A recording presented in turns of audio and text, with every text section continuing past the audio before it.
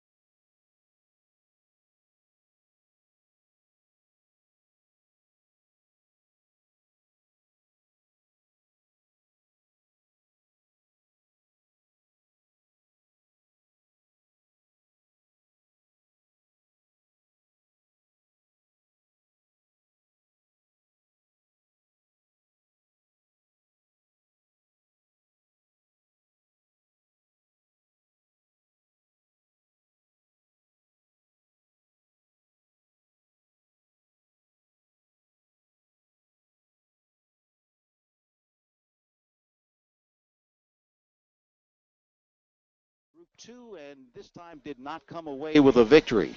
They were beaten by DePaul, which has right now the top running back recruit in the country, Kareem Walker, and they are a very, very tough team, but Holy Spirit into that game were undefeated.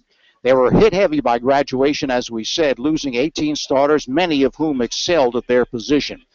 Gone are quarterback T.J. Anderson, who Coach Iannucci described affectionately as a freak athlete, running a 4.540 and bench pressing 400 pounds.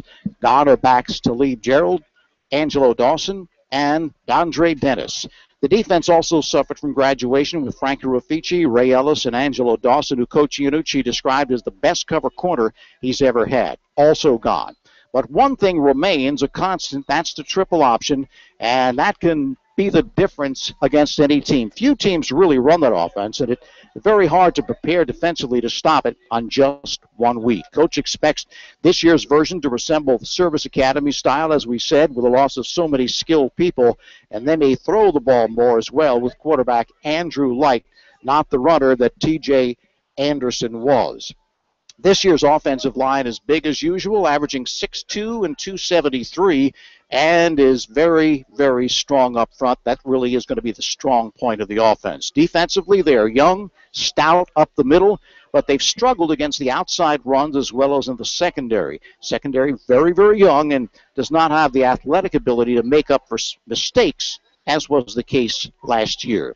Keys for the game: to play error-free on offense without any turnovers. We can't give them a short field, says Coach Iannucci, and we must execute, be consistent, and move the chains. On defense, they must pressure quarterback Alex Hornbrook, the 6'4 signal caller, who is headed to Pitt, and they must tackle well, which has not been the case in preseason scrimmages, Jim. And, of course, you can talk about all the X's and O's and everything that goes on in preparing for a game, but I think you as a coach would agree the basics of tackling and blocking are still the most important thing, right? I agree wholeheartedly. You know, there are a number of things that both coaches said that really are very, very similar. I mean, there isn't a coach in the world that doesn't say we want to win the turnover battle. We don't want to turn the ball over. I mean, who goes into a game and says, geez, I hope we turn it over 7 times?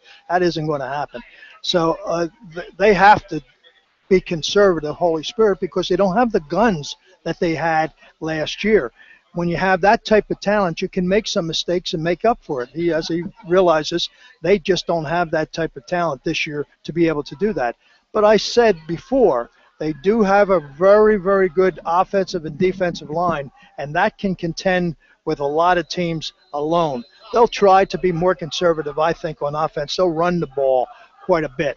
Will they throw the ball? Sure they will, but I don't think they're going to be filling the air with footballs this year. Conversely, when you talk about Malvern Prep, that quarterback really has a terrific arm, and he stands tall in that pocket, and he can hit the passes in any corner. He really is a Division I quarterback, so don't be surprised if you see them throw the ball quite a bit. They have the talent to do so, and I believe they just might do it tonight. It's starting to, believe it or not, there's a little bit of a breeze now. As Tony pointed out, the humidity is very high. There is some reports that we might have some rain tonight, but it doesn't look it now. So I think the players are just going to have to fight the conditions that exist right now. I do want to bring up about this facility. We were talking to the athletic director right prior to coming up to the booth, and I was asking him about this field. The field, if you were to look out, if we could show it to you through our eyes, looks virtually brand new. Well, it is 4 years old, and the complex here, the field and the bleachers, etc., cost the school or somebody $3 million. So you can appreciate the fact that this is just a beautiful, beautiful campus. And walking on the turf, it's very spongy. It has a nice feel to it. So there won't be any conditions tonight that are going to be detrimental to any, whether you're running the option or you're running a split type of offense. Well, we have what we would consider a pretty much of a resemblance to the, St. Augustine Rowdies? Yeah, it looks like the Rowdies for Malvern Prep are here. They are. And I heard them warming up, like over on the side. They were getting their cheers ready. So they're ready for the ball game. Yeah, and it's interesting, Jim, because, you talk about a number like $3 million, and yet the AD said it's definitely worth it. Yeah, when on the high school level, 400 years ago when I was coaching, by the time you got to the third or fourth game, you could tell where the majority of the game is played because it was virtually dirt from the 20 to the 20. So, and that's what you have to contend with. Then if you have some rain, you're in mud, you're in the different times, you just don't have to worry about that. You don't have to worry about calling off any games or having inclement weather. And it is an all-boys school, so the activity on the field is much less than in a co-ed school, too. Yeah, he was telling us that last winter we didn't suffer quite as much as they did here in the Philadelphia area, but there was 2 feet of snow on the field, and he said we got beat up real bad, but had to get it off the field. And tell you one thing, it looks absolutely beautiful today. And the way it's located, Jim, you look across the field from where we are, it looks like a college building with the brick and the steeple. And then you look to the left behind the field, it's got a Malvern Prep sign, and then right behind that are just trees all around the facility. It really is set in a beautiful place here at Malvern. Well landscaped facility. There isn't a grade out of place on the whole property. It is a beautiful, beautiful campus. But of course, I guess if you're charging $17,000 or so a student, or $18,000, then maybe you should be able to put some facilities up. Absolutely. I think it's more like in the 30s in this place. So. Oh, that's right. I was thinking about a New Jersey prep school. Right. We're in Pennsylvania. That's correct. So we're going to step aside for just a moment.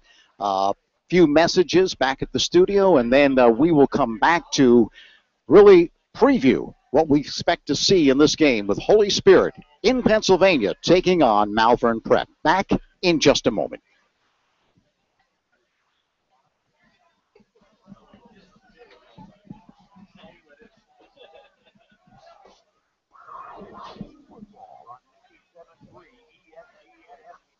Yeah.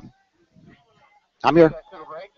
Yeah. I remember I talked to you about that when I first talked to you, that we can come back for just a couple minutes or whatever. Okay. Just let me. Whatever you can give us. Yeah, it's all right.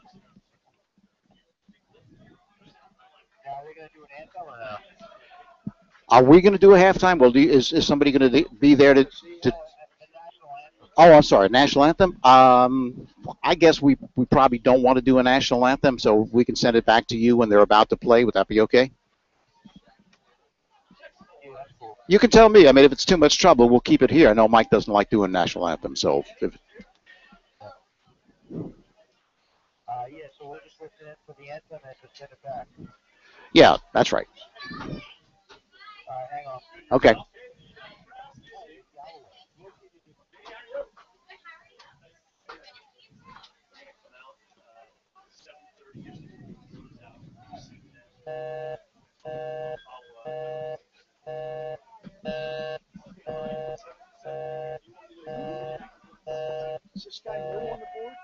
Sounds to me like we got disconnected.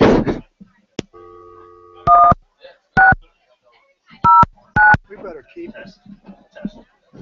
5-7-3. Oh, Jesus. Come on, guys.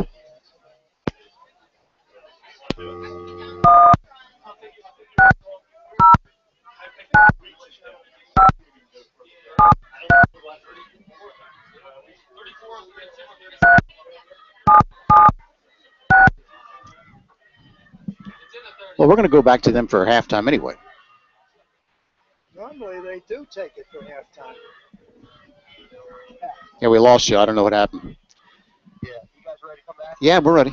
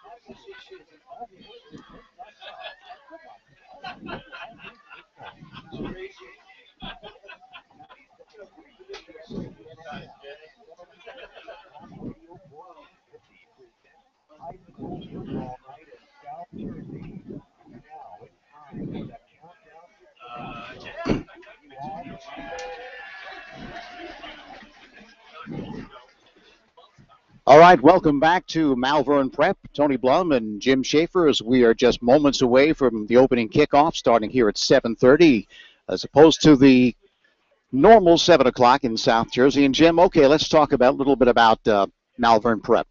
Had an opening day loss to Roman, 38-27. Didn't catch the ball well. They've got an outstanding quarterback. They also can run the football. Could be a game that is one up front. I mean, many are one up front, but I mean, considering what Holy Spirit lost, and they still have some very good offensive and defensive linemen, it seems like that might be the key for Holy Spirit here tonight. Yeah, I think they're going to have to put pressure on the Malvern Prep quarterback if they expect to come out of here ahead tonight, because he's the type that can stand back there and look and pick out a receiver, and they're going to have completions up and down the field. You know, I did want to bring up one other point. We're starting a new season here in the Cape Atlantic League, and the first time in I'm not sure how many years, there'll be no Hamilton High School in the Cape Atlantic League. And to me, that's a big loss. Every year I look forward to seeing them play the different teams in the Cape Atlantic League. I can remember with St. Joe's and then Hamilton, that there was the American National Conference, and they were tearing it up year after year after year. And people said, well, wait till they move up to the American Conference. They'll get their comeuppance then. Well, guess what happened? They ended up dominating again in the American Conference. They were that good. So it's a big loss for the Cape Atlantic League, losing Hamilton High School. I agree. I mean, they were just so consistent every year in and year out. You pretty much knew that they were going to have a quality program, a quality team, and they didn't disappoint. I mean, some years better than others, but almost every year they were in the playoffs and did very well. So, yeah, it will be a big loss as well for the Cape Atlantic League. So, and just a little promo in relationship to your upcoming game with St. Joe's, and talking to Mike McGarry, who saw the scrimmage against Don Bosco. Don Bosco is year in and year out one of the top teams, not only in New Jersey, but ranked nationally, and have turned out the Sims boys and many other great athletes. But that St. Joe's really played them fairly even. And that's the type of team that they have coming back. So it'll be interesting to see how much St. A's has upped their level of play for that particular ball game coming up. Yeah, well, don't forget the Twins are going to be juniors this year, right? They're going to be juniors, and another year experience. And just like Holy Spirit traveling across the river to take on Malvern Prep, they are going to be going a little bit further. They're going to be going to Steubenville, Ohio, to take on a high-quality team there as well. And I think for teams such as Holy Spirit, and Coach Iannucci says we want to try to become a regional power, not just a South Jersey power. And for St. Joe's, we kind of always wonder, okay, well, what would happen if they played this or that? And, of course, Don Bosco is a pretty clear indication. It's 2 years in a row now that they've fared pretty well against Don Bosco, scrimmages last year and this year. And it will be interesting to see how they fare in a real game against Steubenville. Yeah, and, about that scrimmage, let me tell you something. If you're as good year in and year out as Don Bosco is, you don't scrimmage people that are not very good. You want to be challenged in those scrimmages and be prepared for your regular season. So they're not trucking all the way down to Hamilton, New Jersey to scrimmage St. Joe's because, well, the coach is a friend of mine or my aunt went to that school or something like that. This is an important scrimmage for both of those teams. But it's interesting.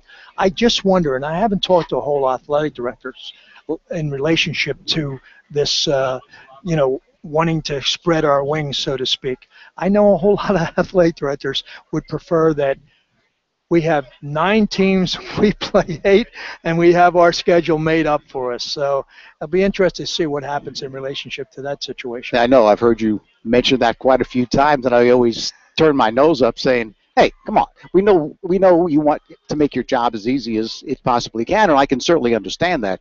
But there are many teams around the country, Don Bosco being one of them. I don't know if they are, in fact, in a league. But they only play 5 or 6 league games, so they have to go out and get those games. And the way you become nationally ranked, Don Bosco plays teams from California. They go to Florida every year. Right. And, of course, that's the type of program they have. But, St. Joe's, we've always said, Jim, they're in Group 1. Wouldn't it be nice if they had a tournament of champions in New Jersey for football? Because you would like to see them play the non-public Group 2 champ, the non-public Group 3 champ, because they are such a good team year in and year out. And you can't help but bring up the fact that they have like 300 students in their school, and they're able to play virtually anybody. Mm-hmm. I mean, there's a team that could travel around and play different teams. And maybe they're not going to go undefeated like they have in some of the years down here, but they're going to be competitive. Yeah, I mean, it's just like St. Patrick's and St. Anthony's in basketball, who have a very, very small enrollment in the school, but able to, of course, they bring in players, no, get me wrong, but they're able to compete at a high level nationally year after year. Boardwalk Honda Game of the Week is produced by Prime Events on 97.3 ESPN FM. Brian Brummel and his professional staff are waiting to serve you at Boardwalk Honda on Tilton Road in Egg Harbor Township. Dick's Sub Shop, 742 Ohio Avenue in Absecon, offers great quality and friendly service with all sandwiches available for pickup or delivery. Phone 645-0500. Dick's is open 7 days a week until 8 p.m. on weeknights, 9:30 on Thursday, Friday, and Saturday. You can also visit Vic's Sub Shop on Zion Road in Egg Harbor Township. Be sure to try Vic's Special. That's a sub piled high with their special assortment of fresh meats and cheeses. Vic's Sub Shop, Ohio Avenue in Absecon. And this game is brought to you with the best wishes of everyone, as always, at Calvi Electric in Atlantic City, who encourage you to get out and support your favorite high school team each and every week. So we're getting very close to the opening kickoff. So, Jim, we haven't seen Malvern, but what do you expect in this game? A little bit more talent probably on the offensive side of the Malvern side of the football, but what do you expect both these teams to try to accomplish here? Well, I think we're going to see defensively both teams almost mirroring each other. I think we'll see the 4-3 defense with the 2 corners and 2 safeties going against each other. As I said, Malvern's problem will be, and you mentioned this before, they don't see, not many teams do see the triple option. So you really have to be disciplined on defense, or else that's when they'll break the long one. But by and large, you're going to have to block it on the line of scrimmage if you're Holy Spirit. And defensively for Holy Spirit, I have to believe that Malvern is going to be putting the ball in the air. I looked up in the warm-ups. Quarterback throws the ball well. They have some very good receivers with some nice size. They run good patterns. They're going to put the ball up. So those defensive backs for Holy Spirit better be on their toes. Yeah, that's going to be the challenge for Holy Spirit. Coach Iannucci said, hey, look, we got a couple of things we can do. We can either put pressure on the quarterback and make him get rid of the football when he doesn't want to, or we can somehow disguise things and protect our secondary. He said, we're going to go with the pressure. So it's probably the best way to go for Holy Spirit. Both teams getting prepared to come on to the field as we're just a few minutes away from the kickoff of this game and the kickoff of the Cape Atlantic League as well. And we mentioned a whole lot of football coming up on ESPN, 97.3 ESPN, FM, and of course also on WPG Talk Radio 1450 with Tom Williams and the coverage of Ocean City High School football. So Malvern, the Friars, have come onto the field. Tony, you were mentioning the fact that tomorrow's ball game is Penn State, and of course now you mentioned this also, that there's another team in the Big Ten. That's right. Do you happen to remember the name of that school? Very well. As a matter of fact, Trevor Morris, their linebacker for Malvern Prep, is one of the commits going to the Scarlet Knights of Rutgers, who came away with a very impressive win over Washington State, a team that throws the football. Coach Leach just is a crazed person when it comes to throwing the football, and last year Rutgers just got torched in the secondary when they faced those kinds of teams. They were able to muster enough offense to come away. I believe it was 41-38. Play Howard this week, and then the following week they take on that very same Penn State team, the first game they will ever play in the Big Ten. Yeah, that'll be very interesting, and it kind of brings the Big Ten local, in my view. You know, Penn State was there, and everybody kind of, that was the one team that you thought when they eventually went into the Big Ten that we could cheer for. But now we have Rutgers too, and I think it's a local team for us. And we always want the local teams to do well, just like we do some of the athletes who go from our local schools, like Bell and Johnson, who are playing at Penn State. It gives us something to look at. I want to bring one other thing up as far as Malvern Prep is concerned. I didn't mention this before, but the quarterback, Holmbrook, is a lefty, and sometimes that causes a little difficulty for teams. Also causes some difficulty, though I'm sure it's not going to be the case with Malvern, with receivers trying to catch the football. But of course they do it every single day in practice, so it shouldn't be a problem for them. Still waiting for the arrival of the Holy Spirit. They have not made their way onto the field here. Yeah, we sure don't want it to start with the penalty, but what is the rule, Jim? Well, you're told you have to be on the field, and the officials say, hey, you're going to have 2 minutes or whatever you're going to have to get on there. Game time is 7:30. We're already at 7:31. I don't see them coming out of the building that they're coming out to. I don't know whether they sent an official over there to say, hey, let's go. We need you out there or something. But usually you have a manager who will say something and come in the room and say, hey, let's go. It's time to get out there. So in the meantime, we'll tell you about Boardwalk Honda, because they invite you to check out their always up-to-date online inventory, ideal for doing research from the comfort of your own home or office. When you found the Honda models you like, visit Boardwalk Honda, 6807 Tilton Road in Egg Harbor Township, and take a test drive.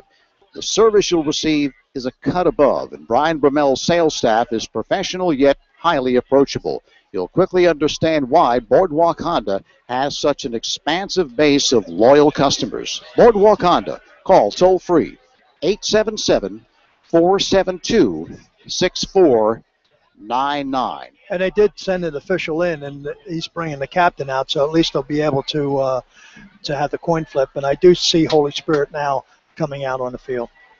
And there's a full line of brand new cars available for rent at just 4 wheels on the White Horse Pike in Absecon, Rio Grande Avenue in Wildwood, Route 50 in Mays Landing, and Perry Egan, 16th and Simpson in Ocean City. They also have conversion vans, trucks, minivans, and 15 passenger vans.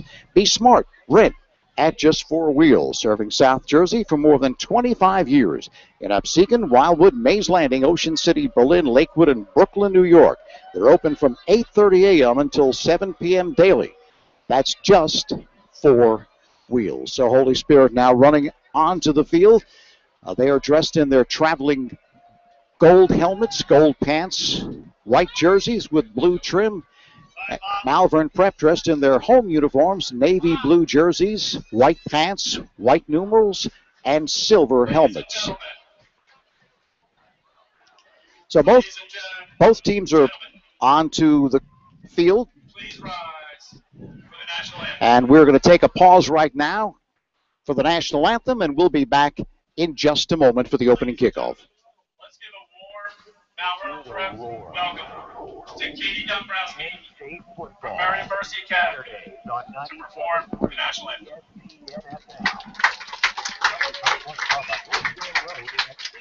Something for everyone. Serving everything from succulent prime rib dinners to their famous High Point toasted cheesesteak special. Kelly's High Point isn't your everyday pub.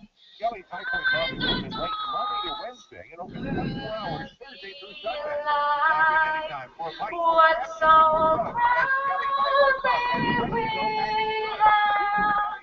had the twilight that whose broad stripes and bright stars through the perilous fight. Oh, the ramparts we watched were so gallantly streaming, and the rockets regular, the bombs bursting in air, gave proof through the night that our flag was still there. Oh, say does that star-spangled banner yet wave? What the hand of the free and the home of the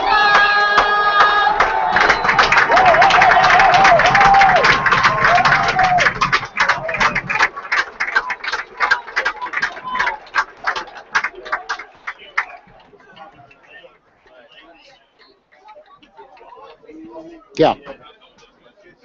I'm ready.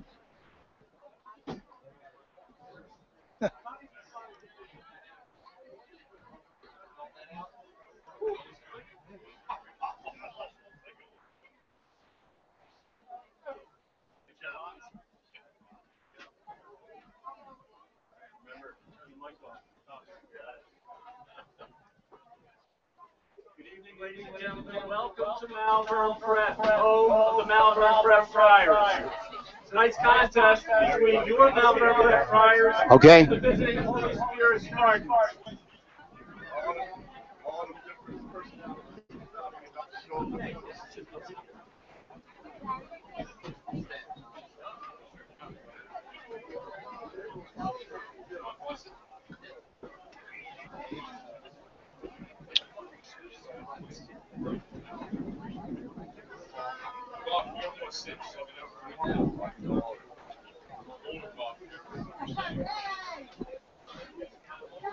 Ladies and gentlemen, tonight marks the first game in Malvern Prep. Okay, welcome back to Malvern. The Friars have won the toss. They have elected to receive. They will defend the goal to our left.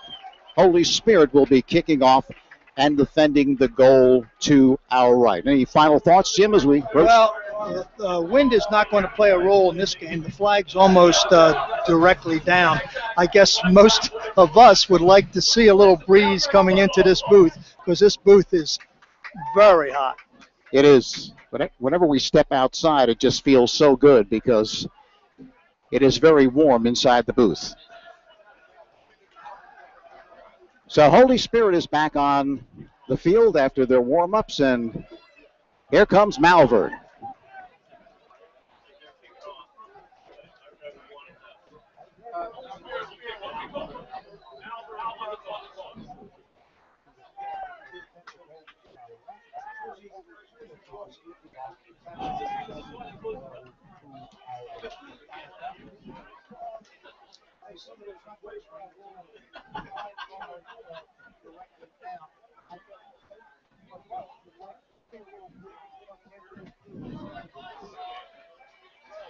So we're just about set for the opening kickoff.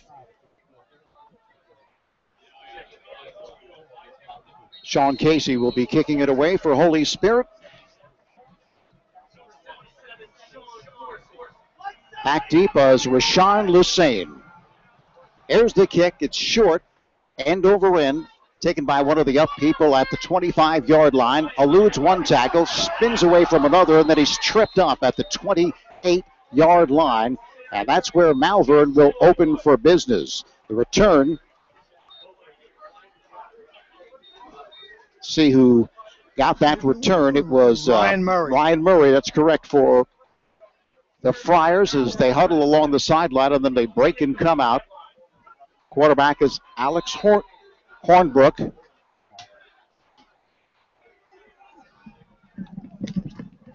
So Hornbrook is in the shotgun. Takes the snap, fumbles the football, nearly loses it, and then he falls straight down. Rashawn Lusain actually took the direct snap from the quarterback, and he lost some 4 yards, so not a good start for the Friars.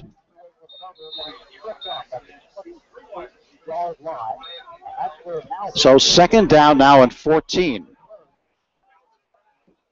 In motion to the right side, the running back. The give goes to right, looking to slant off left tackle. So a gain of maybe a yard, but again, great penetration by Holy Spirit.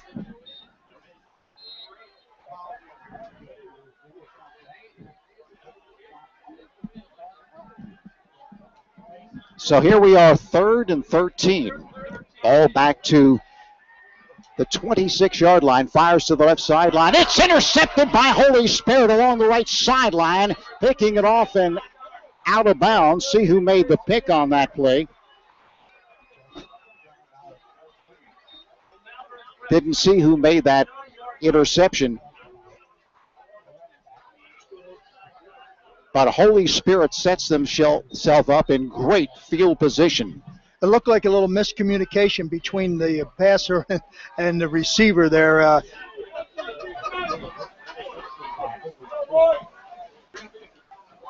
So Holy Spirit with the football inside the 30 at the 29-yard line of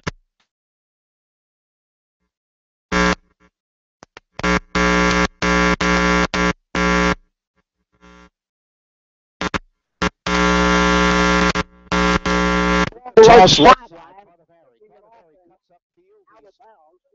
The ticket on that 26-yard line picks up 4 yards.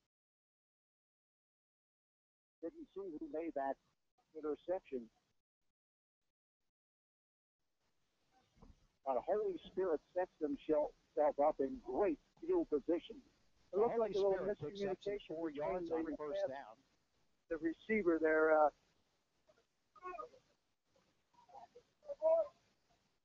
That brings up a second down and 6. The football inside the 29-yard line of Jordan Taylor, the 6'6" wideout, splits to the right side. It's a wing left formation. White ducks in and calls signals. Long count, takes the snap back, and straight up the middle. Check that. keeps the football himself off the play action fake, and he's going to be thrown for a big loss around 5 yards. Again, great penetration by Malvern Prep there to make the stick. No doubt about it, and that's the one thing that you have to be concerned about if you're running the triple option. You cannot get penetration from that defensive line. That time, they were all over it. So that'll bring up a 3rd and 8 for Holy Spirit. Huddling up at their 35-yard line of Malvern. They break and come out. Wazin splits out to the right side. To the left side is Jordan Taylor. Again, that's 6'6 senior. Also plays basketball. Light is back to pass. Light is rolling to his right. Light is being rushed. Flips to the right side. Complete to Carnevale. Eludes one tackle. Cuts inside. He's going to be shy at the first down, though. He's inside the 25, and he's going to be knocked down around the 23-yard line. So decision time for Coach Iannucci here. That was a good play by Light, though. He was under a lot of pressure. He looked off the one receiver, another receiver, and finally just dumped it off to a safety valve, and they got some positive yards out of the play anyhow. 4th and 4, though. They put the ball down inside the 25-yard line at the 23-yard line. So 4th and 4 off the pick by Holy Spirit. Light again will duck in under center. Long count, still taking the snap. Hands to the fullback who goes absolutely nowhere. Was stuffed at the line of scrimmage for no gain whatsoever. Looked like Bellucci, with the carry, and nothing at all there. So Holy Spirit kind of wasted an opportunity there to do some business, picking off quarterback on their first possession, and now they have the football back again as Hornbrook was picked, but no damage. Yeah, that really, again, great penetration in the middle of that line against Holy Spirit. So again, here's the spread. Quick pitch to the left side, and he's hit and immediately loses the football. They call it incomplete. What a huge stick by Lee Dawson. I mean, you talk about the way they coach it and they practice it. Boy, perfect form, and he just separated the receiver from the football. Yeah, a little bubble screen to the right-hand side, and the blocker out front missed Dawson completely, and he stoned him. No gain. Call it an incomplete pass. In the spread, once again. Hornbrook fires quickly to the left side. It's popped up in the air and incomplete. Actually, the defensive back was looking to charge after it, but he was blocked down with the football up in the air. That was Deshaun Hart. He couldn't get to it. And he may have been better off taking a little off the ball. I speak of the quarterback for Malvern Prep, because he really fired that ball. It was a heater, no question about it. Trip formation to the right side. Now 3rd and 10. Empty backfield for Malvern. Hornbrook back to pass. Being rushed. Steps up. Rolls to his left. And this one is dropped at the 39-yard line. It was dropped by Morris. He had him. He had the first down, but just could not hang on. Looked like he was turning upfield before he had it. 5 wide receivers that time he sent out there, so they really flooded the field. And he had a lot of pressure on him, but he stepped up nicely and just, once again, may have put a little too much on that ball. So Holy Spirit will get the football back. Ian Murray will be kicking it away. Snap, the kick, end over end, bounces down. Check that, it does not bounce down. It's taken by Cardavari at the 47-yard line, and he advances to the 49-yard line. So Holy Spirit will get the football again, and they have played 2 very good defensive series thus far, Jim. By both teams. Yeah. I mean, both teams really come into play with those offensive lines, and there's some big boys out there banging heads. That was a good play by Cardavari to catch that ball, because if you let it go, there's no telling on this Sasser that how far it might go. So Andrew Light, the 6'1", 190-pound senior who played last year when Anderson got injured, so he does have some experience. He'll duck in under center, double wing formation. Long count for Holy Spirit. Taking the snap back. The pitch to Cardavari. Fumbles the football. It's going to be recovered by Malvern Prep. I believe there's a scrum, but it looks like Malvern's got the football, and they do. Yeah, it looked like they had it, they lost it, and they got it again. So one turnover apiece. Holy Spirit, as we mentioned before, when you're running the triple option, you got to be ultra careful with the ball because so many people handle it. A lot of turnovers can come from that. That was an example. Yeah, it seemed like it was a good toss to Cardavari, and he just couldn't handle it. So Malvern with the football once again, but this time they have the football inside of Holy Spirit's 45 at the 44-yard line. Hornbrook trips to the left side, takes the snap. Up the middle it goes to the running back for just a couple.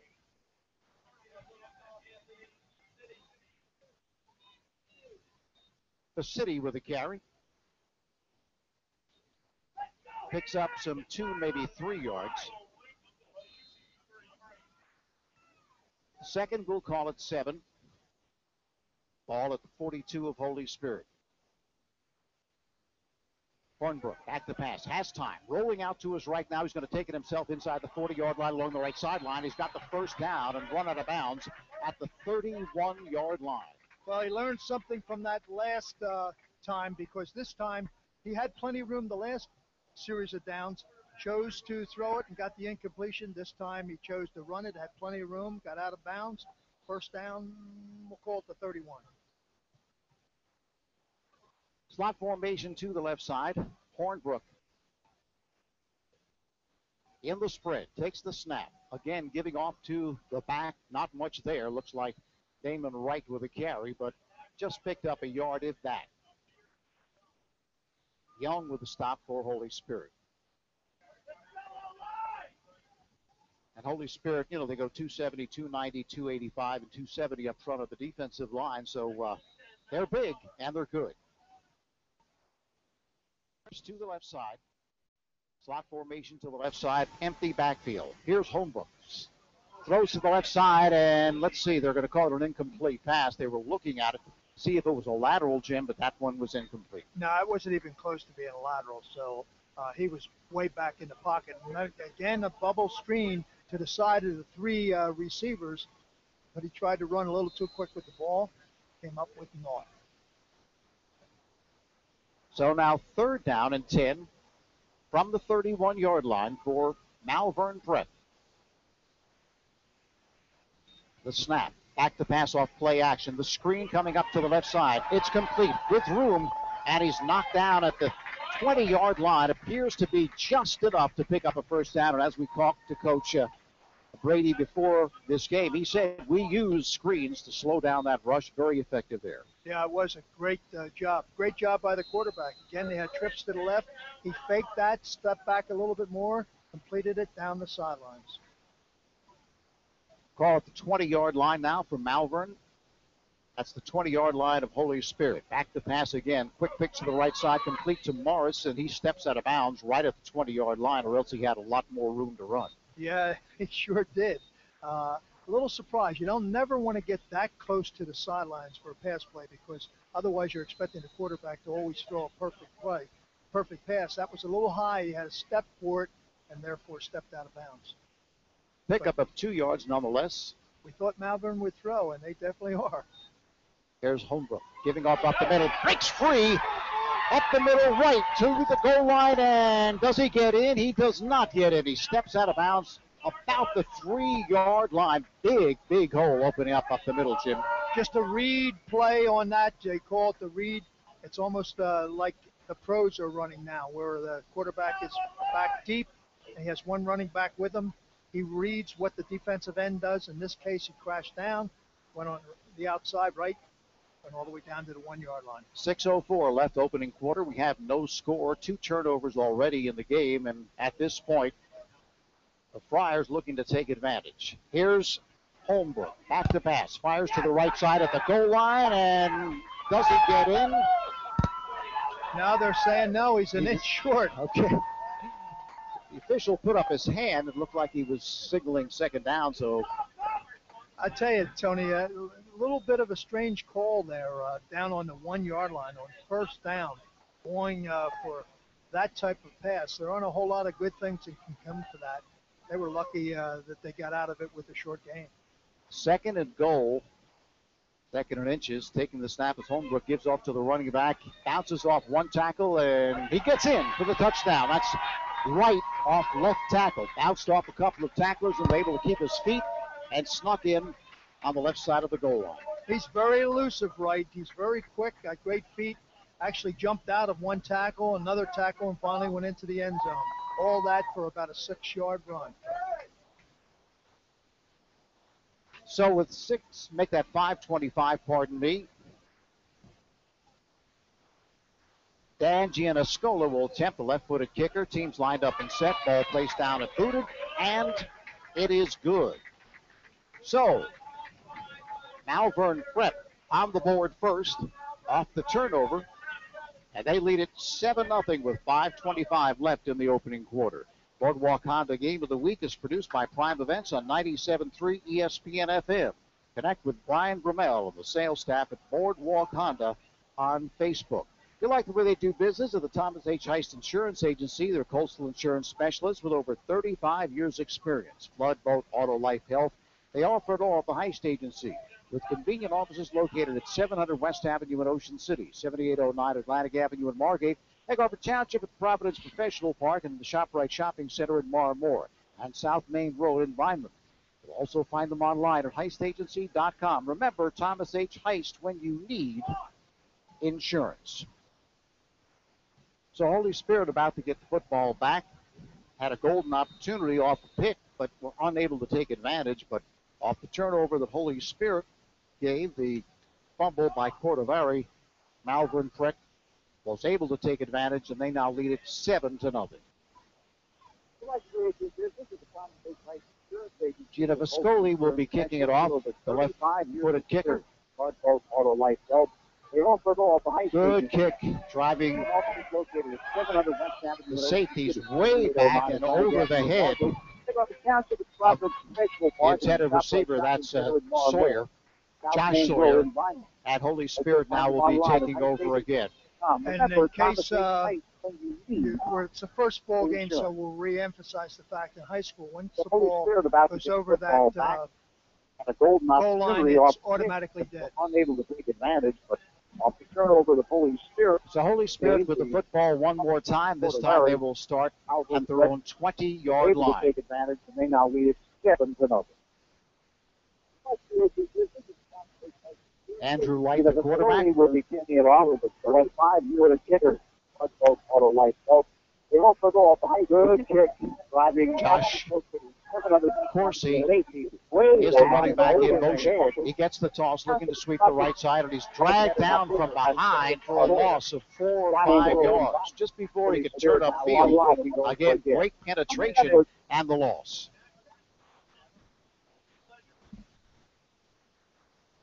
So that defense of Malvern has been doing the job against this Holy Spirit offense. Yeah, and pretty much you got to match up and just not go with any of those fakes. You have an area that you're supposed to cover, and that's what you got to do. And so far, Malvern's doing a very good job of it. Loss of 4 yards. Put it down at the 17-yard line, so we'll call it a loss of 3. 2nd and 13. Light takes the snap. Back to passes Light. Throws to the right side. Complete to Corsi. Corsi's got the first down. Eludes one tackler. Still bouncing off another across the 40 to the 45-yard line. So their first down is a good one for Holy Spirit as they get out from the shadow of the goal line out to the 45-yard line. A nice pattern where a little crossing pattern where the one receiver goes to the outside, the other receiver goes to the inside. Light hit them right on the numbers. Nose of the football right on the 45-yard line of Holy Spirit. Splitting out to the left side is Jordan Taylor. Signals being called. Light hands straight up the middle. See who got the call there. It may have been Bellucci. No, it was not.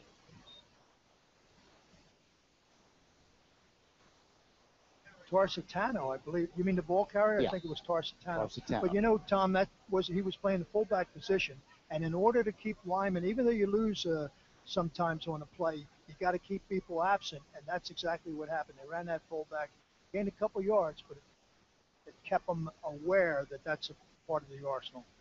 So pick up of 4 yards, 2nd and 6. This time it's kept by Light. Light has room, breaks into the secondary. He's inside the 35-yard line and to the 30-yard line. Great deception there, Jim, by the quarterback, Andrew Light. Fooled me. He kept the football after the dive fake, and he had a lot of room, broke into the secondary. So there's the benefit of giving it to the fullback on the play before. They were able to this time fake that play, and Light, as you mentioned, did a good job hiding the ball. But the linebackers all came inside and gave him a big hole around that left corner. Seems like Holy Spirit has taken a while to get the offense in gear here, Jim. Running that triple option probably tough for you to get in gear as well as the defense to defend it. So here's Light ducking in. Keeps it himself. Now here's the pitch to Cardavari, sweeping the left side, and he's knocked down at the 26-yard line. So picked up a couple, maybe 3.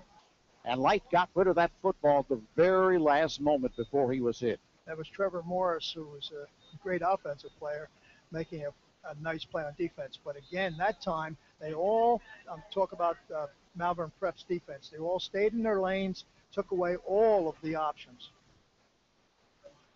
So it does not appear they picked up any yardage on that play because it's 2nd down and 10. Ball marked at the 27-yard line of Malvern. 7-0.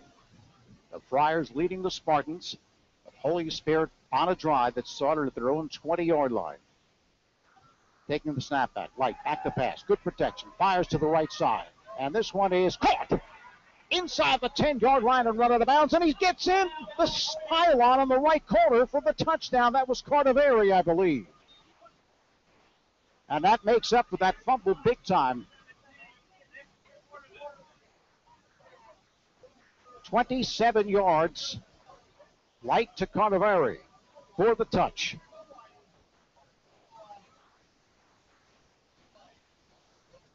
The Holy Spirit 1 point away from tying this one up. Well, that was a beautiful pass by Light. Cardavari got behind the defender, and he put it over both of their heads to the outside shoulder and just laid it right in there. Great job. So Chris Gross will attempt the extra point. This one is low, does not get over the crossbar, and it is no good. It looked like it was a little shaky of a snap and a little trouble getting it down, and it threw off everything as it can, and the extra point was no good. So here we stand with 1:52 to play in the first quarter, 7-6. Boardwalk Honda Game of the Week is produced by Prime Events on 97.3 ESPN FM. Boardwalk Honda wants your car, and they're paying top dollar as well. Visit boardwalkhonda.com. Baumgardner Construction Scoreboard. Don't forget tomorrow at noon on 97.3 ESPN. Penn State featuring St. Augustine's Austin Johnson at Oakcrest. Brandon Bell takes on Akron on Sunday with the pregame show starting at noon. The Eagles face the Jaguars with Merrill Lease and Mike Quick bringing you all the play-by-play on 97.3 ESPN. Next weekend on 97.3 ESPN, Mike Gill and Tom Getsky will bring you the EHT at Atlantic City game on Friday night. Yours truly and Steve Parker will have St. Augustine, St. Joe's on Saturday. Next Friday on WPG Talk Radio 1450, Tom Williams and Bud Rink will bring you Ocean City at Apsigami, the Baumgardner Construction Scoreboard. So now it will be Holy Spirit kicking it off. Trailing now just by 1. There's the kick by Sean Coursey, and it's out of bounds, and that's, of course, a penalty, and they'll get the football. Where's the 35 or the 40? 35. 35. You know, that's a shame. The kicking game hurt them in the extra point, and obviously on this this kickoff, it gives them very good field position. I speak of Malvern Prep. But special teams are 1/3 of the game, they say. Yeah, that's turns out to be true in most games as well. It could be a big part of the game, both kicking and kick returning. So Alex Hornbrook, the 6'4", 212-pound senior, brings his team out. in the spread formation. Takes the snap, gives up the middle again. Great room for Wright. Breaks free across the 40 of Holy Spirit and finally knocked down at the 35-yard line of Holy Spirit. So it seems, Jim, like Malvern Prep has found something in the middle of that defense of Holy Spirit. But in that particular play, it was just a little trap play, and he had that hole, and he's very quick. Once he got in that hole, he was past the linebackers, and it was Donnie hold the door. Big game to the 35-yard line of Holy Spirit. Coach Brady said, we want to run the football and be physical. They're certainly doing it right here. Hornbrook, quick pitch to the right side is complete with LaSure. LaSure keeps his feet inside the 25-yard line, and he may have yet another first down, depends on the mark. Again, the bubble screen, but that time a missed tackle on the part of Holy Spirit. You were saying earlier that Iannucci was a little concerned about the tackling in the secondary, and there was an example of it. It is a first down for Malvern. They are marching down the field in very quick fashion here after giving up the score to Holy Spirit. Hornbrook, back to pass, great protection, steps up. Now he's going to be rushed, and he's going to be dumped outside the 30-yard line at the 31-yard line. But that was more of a coverage sack there, Jim. He did have time. Yes, he did. He stood and looked out to the left, looked out to the right, and then finally got hit. But a great job by the defensive backs that time to go, and I was watching them. They were locked on to those receivers coming down the field. Bronte makes the stop, the tackle for the loss. So now it's second down. We'll call it 16. Hornbrook, quick pitch to the left side, and he is grabbed immediately and knocked down by Lee Dawson. And he's been playing very, very well. Dawson just a freshman, Jim. You know, in watching those bubble screens, though, I mean, I'm sure they watch them or run them like crazy in practice. But what happens is everybody's turning and looking at the pass coming to it. The only guy that should be looking for the pass is the guy receiving. The other guys should be looking to block, and they're missing block after block on these plays. Yeah, Dawson was able to get free of the blocker there and just made the stop as soon as the pass was completed. Taking the snap again is Hornbrook. Back to pass. Sets. Fires over the middle. And this one is off the fingertips of the intended receiver. That's the tight end, Ryan O'Neal. He had him in the zone, but just off his fingertips and nearly intercepted by Holy Spirit as it popped up in the air. And you just hold your breath if you're Malvern. 6'3", 230, but he should catch that ball. That's a very catchable pass, and that gives him the first down. Hornbrook just stands in there so well, waiting for that receiver to clear. He waited that time. He cleared, and lo and behold, it went for North. That's the end of the first quarter with the score, Malvern Prep 7, Holy Spirit 6. Under the Flood Insurance Reform Act of 2012, you could save more than $90,000 over 10 years if you build 3 feet above base flood elevation. The all-star staff at Baumgardner House Lifting can attend to all of your house-raising needs. The Baumgardner family has over 65 years of combined experience in general construction. Visit BaumgardnerHouselifting.com or call toll-free 855-324-2700. Baumgardner House Lifting, restoring the Jersey Shore one home at a time. You're listening to Cape Atlantic League football on 97.3 ESPN FM. I'm Tony Blum along with Jim Schaefer as we're just about set for the start of quarter number 2. Holy Spirit trailing at 7-6. You know, it's the opening. Well, it isn't the opening for Malvern Prep. They did play one game, but when it's your opening game, as it is for Holy Spirit, you can expect them to have some kinks to have to work out. Cardavari is back in a single safety. Yeah, I'd be a little careful as to whether this is a punt or it isn't. Ian Murray will attempt the kick at the 45-yard line of Holy Spirit. It's fourth down, 18.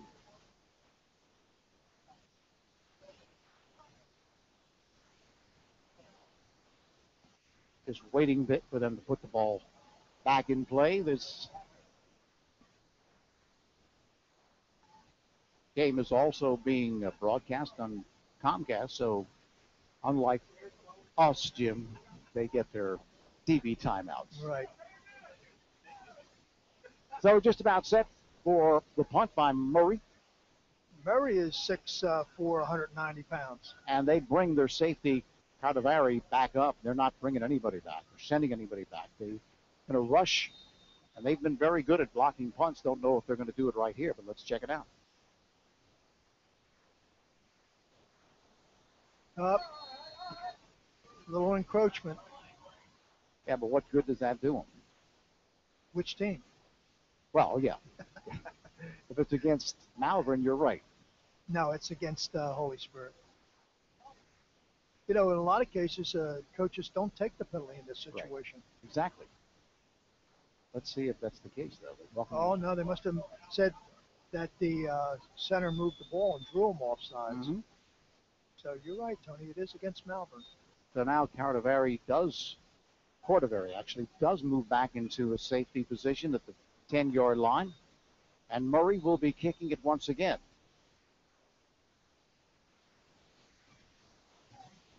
Long count, high snap, kick away, out of bounds, along the left sideline. This one's going to be somewhere around 15-yard line. That's where they're going to mark it, right at the 15-yard line. So Holy Spirit with the football.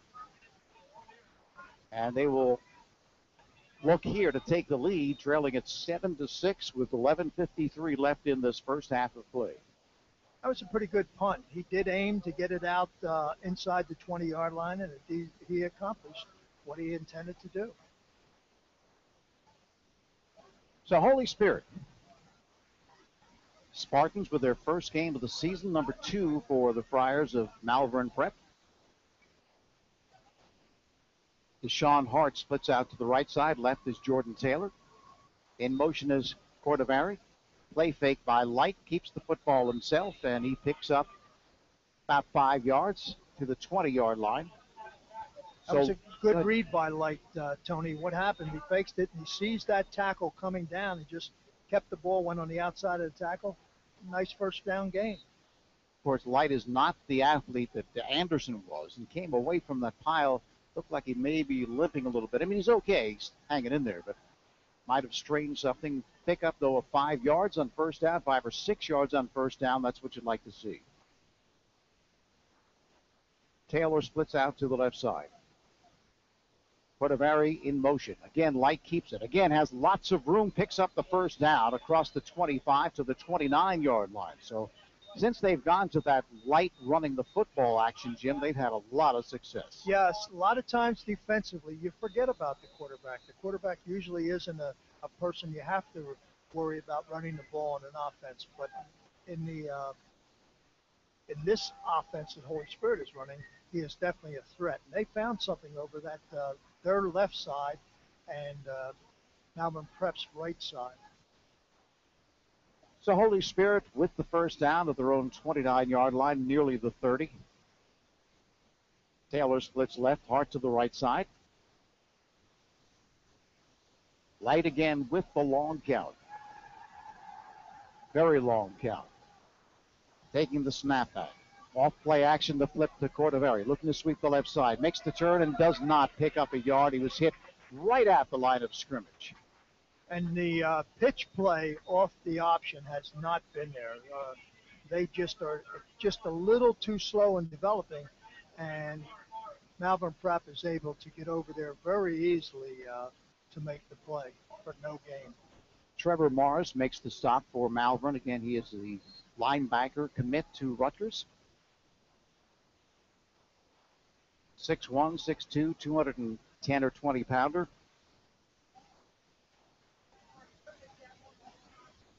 They break and come out. Lawson splits out to the right side. Second down, they do give him a yard pickup on the play.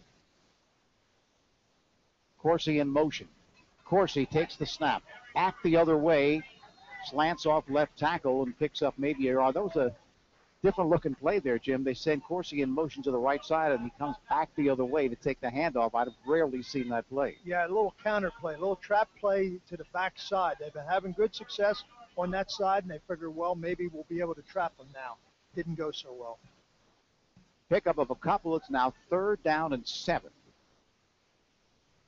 From the 33 of Holy Spirit. The Spartans down by the count of 7-6. Boston splits out to the right side. In the slot to the right side is Corsi. That's Josh. Ducking in is Light. Back to pass. Fires over the middle. It's complete for the first down. Looks like Jordan Taylor makes the reception, and he does. Across the 45 at the 47-yard line. Taylor, of course, the big target at 6'6". Made the reception right over the middle, a quick slant. He doesn't have the arm that Hornberger has, but he puts it where it's supposed to be. I speak of Light.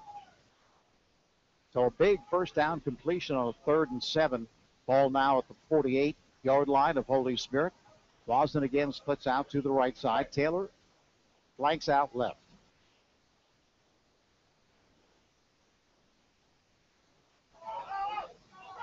And Malvern Prep players are pointing to Holy Spirit that they moved, and indeed the flag comes out. 5-yard walk-off against the Spartans.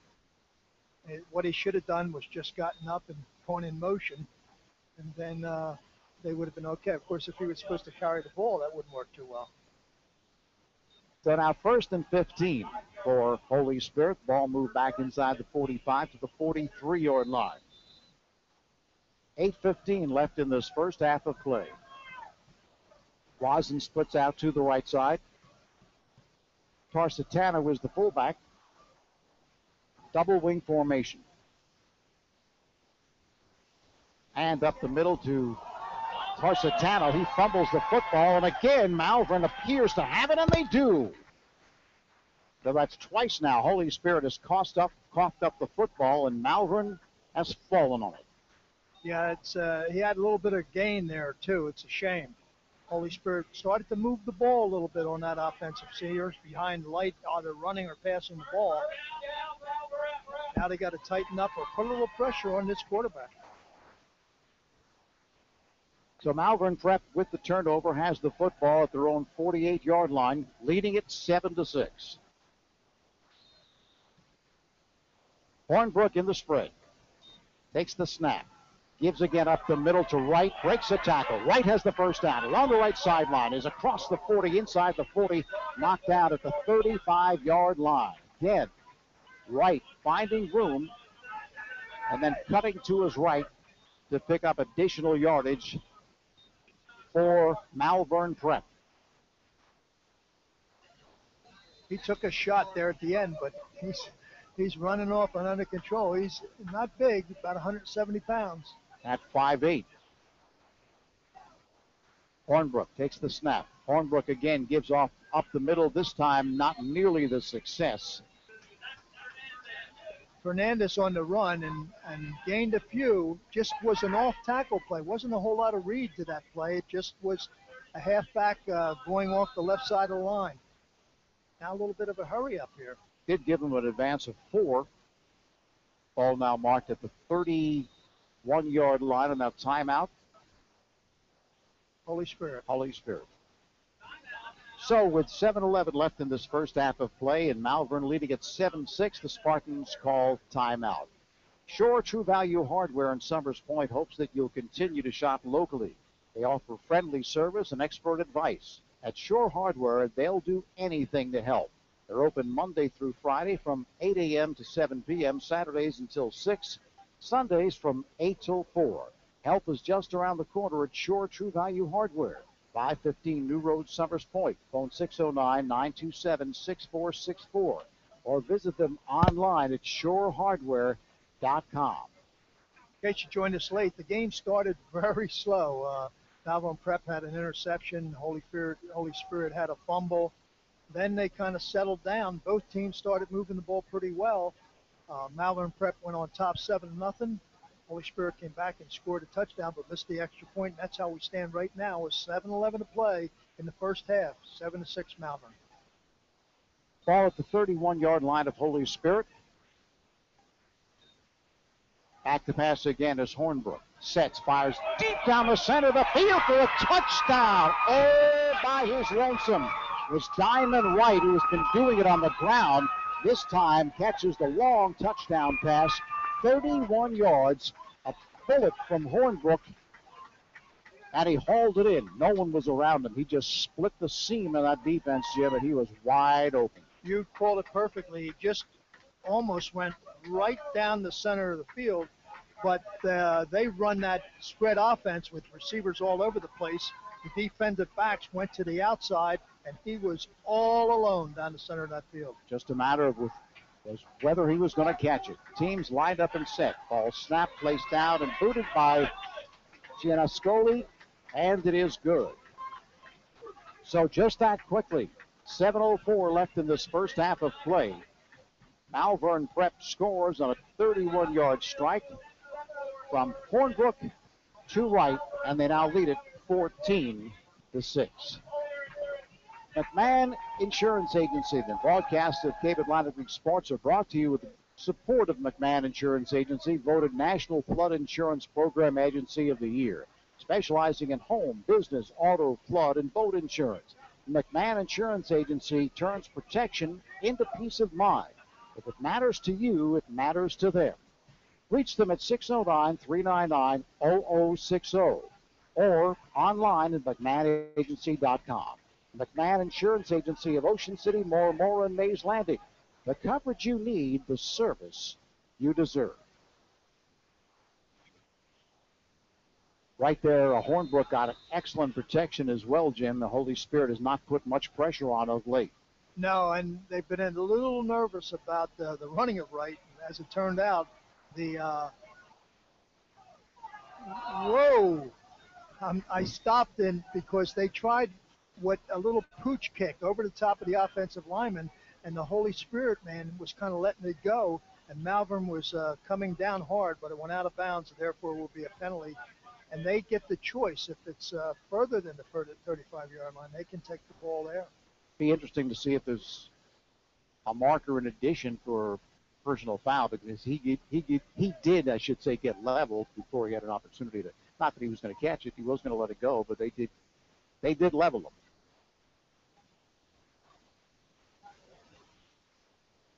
Looks like they're going to place it down right at the 35. Yes, it does. So Holy Spirit now an important drive here with 7:03 left in the first half of play. They now trail at 14-6. Slot formation to the right side. Split out to the left is Jordan Taylor. Tarsitano is the fullback. Light ducks in. Takes the snap. Keeps it himself. Up the middle. Picks up 3, maybe 4 yards. He's hit there by Morris. Trevor Morris makes the stop. Palucci on the carry, pardon me.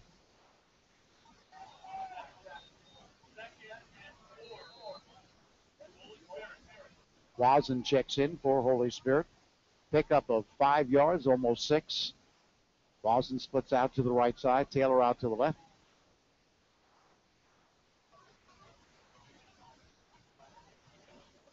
Ducking in is Light. He keeps it himself again. Busts off left guard. Picks up the first down. He's across midfield to the 48-yard line of Malvern. And, Jim, that's probably their most successful play that they've been running. It's consistently picking up 3, 4, 5, 10 yards. I agree. It's just a matter of who can take the beating. Yeah, Light goes 6'1", 190, so he's not the smallest, but you don't want your quarterback taking a beating. But, hey, this is the kind of this is the kind of offense they run, so he's expected to run the football. Exactly. The fullback and quarterback are going to get hit, and you tell this. If you're Malvern Prep, you're telling your players, you hit them every single play. First down, the ball at the 48-yard line of Malvern. Friars leading it 14-6. Double wing formation. Tarsitano is the running back. Back to pass off play action is Light. Sets up. Now rolls to his left. Has room. Cuts back to his right. Inside the 45 to the 43-yard line. Very good play there by Light. He had protection. Nothing available. Instead of trying to force it up there, just took it himself and picked up some 4 or 5 yards. Yeah, and Ryan O'Neal on the hit out of his linebacker spot. But you're right. It was a good read. You can tell you if you don't have anything, get positive yardage, and that's exactly what he did. Second, we'll call it 6. Mark it at the 44-yard line of Malvern. 5 minutes left in this first half of play. Spartans down 14-6. Left is Taylor. Right is Wazin. Arsitano, the fullback. Double wing formation. Light for the long count. Cordovani in motion to the left side with the pitch, looking to sweep the left side. Makes the turn upfield and looks like he has a first down and a whistle, maybe a late hit out of bounds. And I'll tell you, Light is slow in getting up because he took a shot at the very moment that he pitched the football, waited till the very last minute. And it actually was a very good pitch, and that time a lot quicker. But Light, when you're pitching the ball, I mean, you have no defense. There's just nothing defending you, and you're right, Tony. He took a big, big shot. Looks like it's coming back.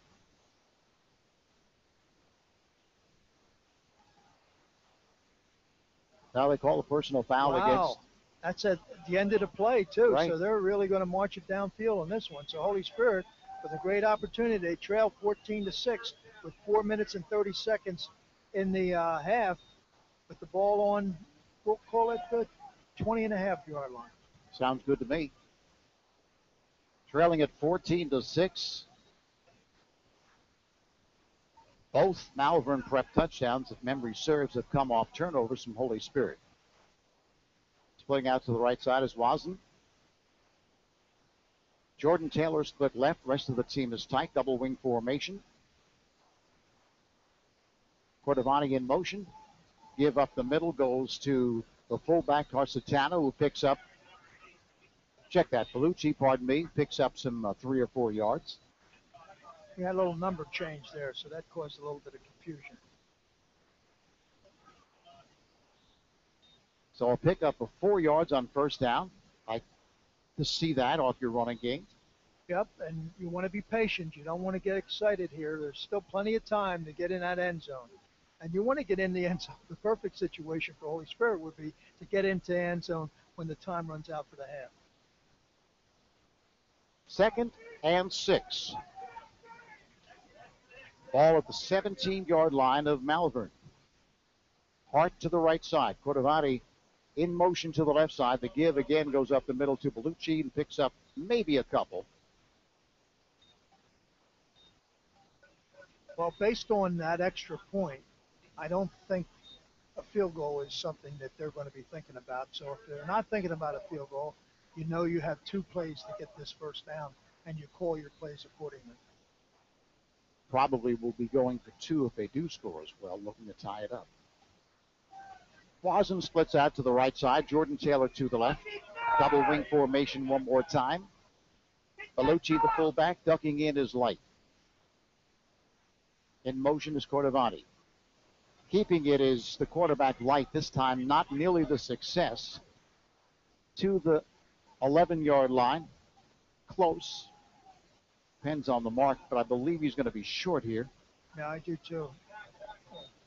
So here's the key play. This is exactly right. This could be the ball game. You never know. I mean, it's early in the game to talk about that type of thing, but hey, you got to take advantage of the situations that you have. If Holy Spirit doesn't know exactly what they want to call, you call a timeout in this situation. It looks as if they got the play in. My guess is they keep it in the hands of Light. 4th and 1. Long count. Light takes the snap, cuts to his left, drives forward. It appears that he's got the first down at the 10-yard line. And it is a first down. They've already indicated.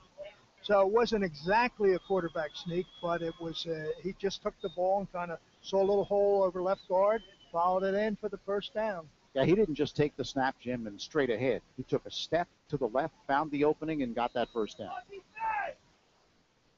You have to be patient sometimes. I guess as a quarterback, you can't just say, oh, I'm going to drive it forward because it's just mano on mano. But if you can find a little crease, as he did, it makes it a lot easier. So the yard markers are down, so it's 1st and goal. The ball rests on the 10-yard line. Wazin to the right side, Taylor out to the left. Bellucci is the fullback. Taking the snap back is Light. Light looking to sweep left. Makes the turn, and he's knocked out of bounds right around the 5-yard line. Good job by Light. He actually broke a tackle on the corner there to make that positive yardage because the halfback, who is the pitch man, was taken out of the play. He was well defended. So heads up play by Light. He's really carrying the load in this drive. I can say one thing, that he's going to sleep well tonight. I'll say. So the play is in. It's now second down. Ball marked at the 5-yard line, so second and goal from the 5. Holy 1 Spirit, minute to play, so that can be a little bit of a concern here. Holy Spirit trails it 14-6. Whistles on the play, and I believe that Malvern may be calling timeout here. And they are. So with 59 seconds left here in this first half of play, Malvern leading at 14-6, but Holy Spirit threatening at the 5-yard line of Malvern, facing a second and goal. Boardwalk Honda Game of the Week is produced by Prime Events on 97.3 ESPN FM. Brian Brummel and his professional staff are waiting to serve you at Boardwalk Honda on Tilton Road in Egg Harbor Township. Interstate Batteries in Egg Harbor Township, now the 10th largest in the country, bringing their excellent service to 7 counties in South Jersey. They not only have a battery for your car, but your boat, RV, motorcycle, ATV, truck, power chair, or your golf cart. Interstate Batteries, America's #1 replacement battery at 6064 Riga Avenue at EHT. They're open Monday through Friday, 8 till 5. Phone them 609-646-5008. If you need a battery, you'll find it at Interstate Batteries. Tested and trusted. They are outrageously dependable.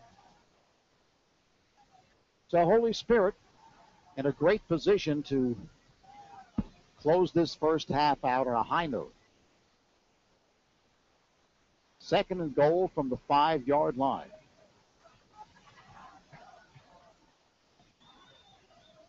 They're at the line of scrimmage.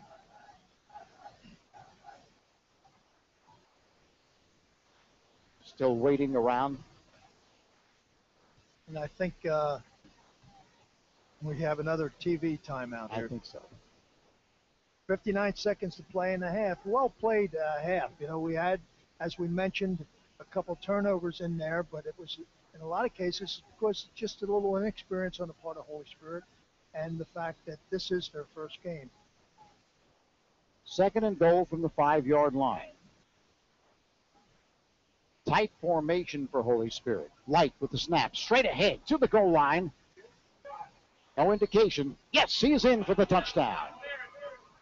He just took the snap there, Jim, and plowed straight ahead, straight up the gut. Didn't hesitate 1 minute, and he just used his power, had that momentum driving into the end zone, and was able to cross the plate. And some good blocking up front.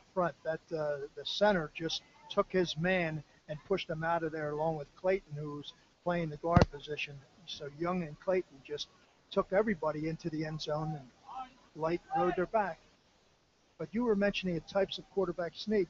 Well, that's the type to just get the ball and go, and that's exactly what he did. Yeah, DeBronte is the center at 6'2", 270, and T.J. Clayton also 6'2", 270, so they did move. They got movement, let's put it that way, at the line of scrimmage. They're going to be going for 2. Light back to pass. Fires to the right side for Jordan Taylor of 6'6", incomplete. He had an opportunity, and they may be calling it pass interference. Yes, there was. It was face guarding. There was no doubt about it. I don't know why anybody would complain. That's the call. The kid almost jumped right into the receiver's lap. If you hear that noise in the background, you can tell we're on Malvern Prep sideline. No question. So they get another opportunity here, half the distance to the goal. They put it at the 1-yard line? Yeah. Yes. So a second opportunity, of course, Jordan Taylor at 6'6", Jim, a big target, and this is where he can really use that size to his advantage. And that's exactly what they were doing on that play. But now that you're so deep, do you go back to that quarterback sneak again? Well, all you need is a yard. Let's see. They break and come out. Taylor splits to the right side. The rest of the team is tight, and now it looks like Malvern was offsides. This will move it halfway between the 1-yard line and the goal line. So now they will have a an opportunity from the half-yard line. Well, actually, what you tell your defense on this is, hey, anything at all that moves, you move, because how much a penalty can you get? Right. Exactly. So you want to get that jump. So they'll try it again. Back-to-back penalties against Malvern. The big one, of course, the pass interference. Here he goes, Light with a sneak to the goal line, and he is in for the two-point conversion. It did look like it took maybe second or third effort to do it, but Light got in. So Light with an excellent series there, bringing Holy Spirit back to 14-14 with 53.4 seconds left in this first half of play, and that was a very impressive drive by the Spartans. Absolutely, and it was full of life. It was. Yeah, he did it. He did just about everything. Threw the football, but mostly it was his running. And so showed some power there. Yes, he did. Yes, he did. But the offensive line, to me, really came up big in that situation. Because the Malvern Prep has a nice sized line too, so it's not like you're throwing some people around there, the little muffins. No, they're. Take a look here at their defense. 265, 220, 240, 235. They've got some big people as well. But Holy Spirit, one thing they are known for, Jim, is having big, physical offensive lines. Right. It's like a little one-side kick they're going to try here. There is 53 seconds to go. Got to be a little careful with this. I wouldn't give them. Remember, they have a great passing attack. You don't want to give them too great a field position. Corsi, that's Sean Corsi, will be kicking it away. Moves forward. This one straight down the middle, taken by one of the up people, and Fernandez, that is, and he has run out of bounds at 39-yard line. And a good play to get out of bounds. So, go ahead, not, sorry. Not bad field position, getting the ball on the 40-yard line. This kid can crank it up. The Holy Spirit at this juncture of the first half wants to exert, I would think, some pressure on the quarterback, Hornbrook. And you want to say to your safeties, nobody gets behind you. You're as deep as the widest receiver. Empty backfield. Slot formation to the right. No, it wasn't an empty backfield. Hornbrook back to pass, throws a quick pitch to the left side. It's complete along the left sideline. Cuts inside once again as Wright inside the 40-yard line, and he's to the 37-yard line. That one just a quick pitch to the left side, and they may be throwing a flag against Holy Spirit for not letting up Wright, delaying him getting up so they can let the clock run. Well, actually, on a first down in high school, the clock does stop, so that's you might have wondered why Wright didn't try to go out of bounds. Well, that's the reason. Once you get tackled and you're down, the clock stops anyhow. No, but it is against Malvern a personal foul. And I think it's on Wright. I think it was Wright who was the aggressive, even though it was against Corsi, who is a big boy. I think it was Wright who got up pushing. So now down to 37.4 seconds left in this first half of play, and that's a huge, huge penalty. Yeah. I mean, that was a good call, that little screen pass to the side to Wright. They got big yardage on it the last time, and they did again. But it's negated by the penalty. Well, as a coach, Jim, those are the kinds of plays that probably drive you nuts, because play's over, you just got to keep your head. And that happens on all levels. I'm not just talking about high school. You see it on all levels. Yeah, I agree with you wholeheartedly. And what happens as a coach, you see that, you're already planning for the next play in the position that's in. Now you got to scrap that, go back to the drawing board again. 37.4 seconds remaining, first half of play. Timeout on the field. Boardwalk Honda Game of the Week is produced by Prime Events on 97.3 ESPN FM. Check out their online inventory at boardwalkhonda.com. So the ball moved back outside of the midfield line at the 49-yard line of Malvern. What a huge, huge swing there. And Malvern comes out again, and is there a tight end? Or is it 5 wide receivers? No, it's 4 wide receivers. They got a running back. So with the football, their own 49-yard line, we're all tied at 14. The snap. Hornbrook back to pass. Gets great protection. Throws over the middle. It's incomplete. He had him just off his fingertips too high. Looked like it was Fernandez, the intended receiver, but just too high. Again, it was a great call because what happened was everybody dropped deep. He was kind of the late receiver coming over the middle, was wide open. Little shift in quarterbacks. Actually, that was Chris Brown, the intended receiver. They may be going to a Wildcat here. That's what it looked like. Now Holy Spirit calls timeout. 33.3 left in the first half. All tied at 14, and you like the way they do business at the Thomas H. Heist Insurance Agency. They're coastal insurance specialists with over 35 years experience. Flood, boat, auto, life, health. They offer it all at the Heist Agency. Convenient offices located at 700 West Avenue, Ocean City, 7809 Atlantic Avenue in Margate, Egg Harbor Township at the Providence Professional Park, ShopRite Shopping Center in Marmora, and South Main Road in Vineland. You'll also find them online at heistagency.com. Remember, Thomas H. Heist, when you need insurance. And Signal Graphics on Tilton Road at Egg Harbor Township is your local commercial printer with personal service you expect. Cut out the middleman. Save time, save money. Signal Graphics. Full color, in-house printing. Signal's state-of-the-art equipment and expert printing service allows them to produce an excellent product at a very low cost. Call them 569-9990.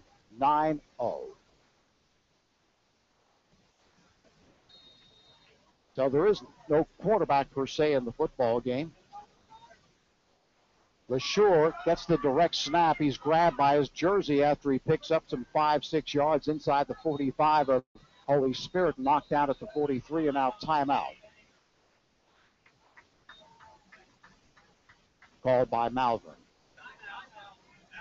So they may be down to their last one or may be out of timeouts. I think they might still have one left. 14-14 is the score.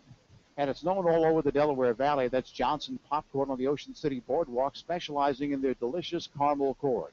You can get Johnson's Popcorn in individual servings all the way up to 3.5-gallon tins. Look for them in your favorite food market or party store. Johnson's Popcorn, 1368 Boardwalk in Ocean City. Phone 800-842-2676 and have your popcorn shipped to you. Also online at johnsonspopcorn.com. Johnson's Popcorn since 1940. 24.3 seconds remain. 14-14 deadlock here in the first half. Ball marked at the 43-yard line of Holy Spirit. The snap to Hornbrook. The fire over the middle. It's complete. Breaks the tackle. That's the tight end O'Neal. He's inside the 25 to the 24-yard line. And as Jim mentioned earlier, O'Neal, 6'3", 230-pounder, tough to bring down. And it looked like that may have been a hook and ladder. There was just no one to lateral to because it was kind of a short, tight formation. At the line of scrimmage. Now he's under center. Yeah. And he just clocks it. 14 seconds remaining. Give themselves a little bit more time to call a play that they like. See if they can take the lead with just 14 seconds remaining in this first half of play. It looks like now they're going back to the forward wide receivers again. They take the tight end out. Trips left, single receiver right. They may be out of timeouts. Here's Holbrook rolling left. Throws to the left sideline, and this one's caught at the goal line. It goes in for the touchdown if they call it, and he does. Morris makes the reception at the 2.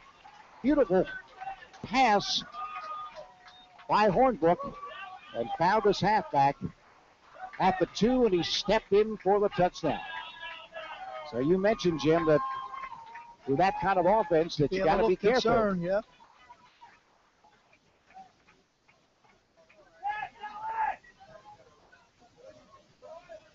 Dan Gianascoli will attempt.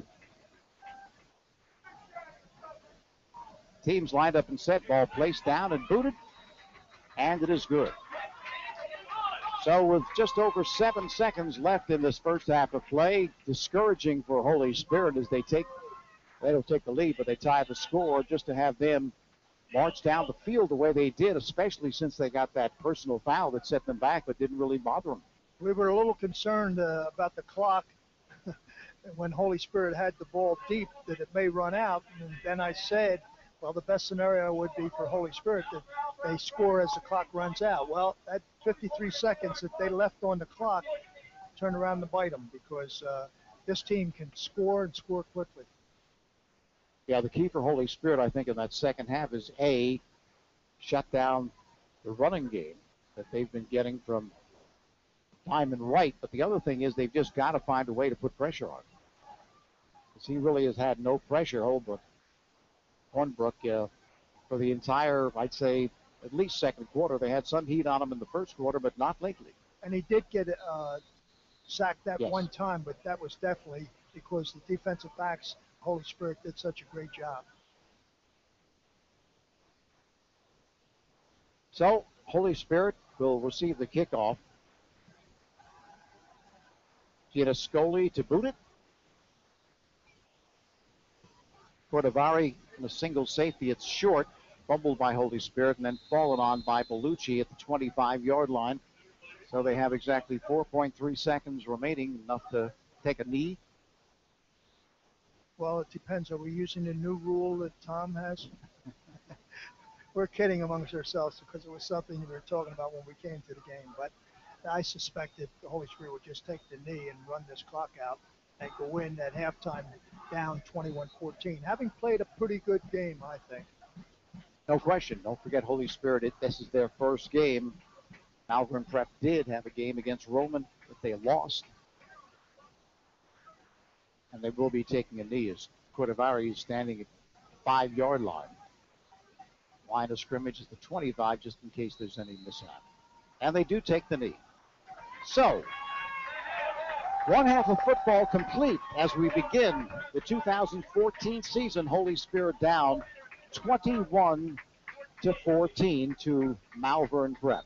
We're going to step aside for a little bit as we send it back to the studios of 97.3 ESPN FM for the halftime report. And then we'll be back here at Malvern to bring you the second half.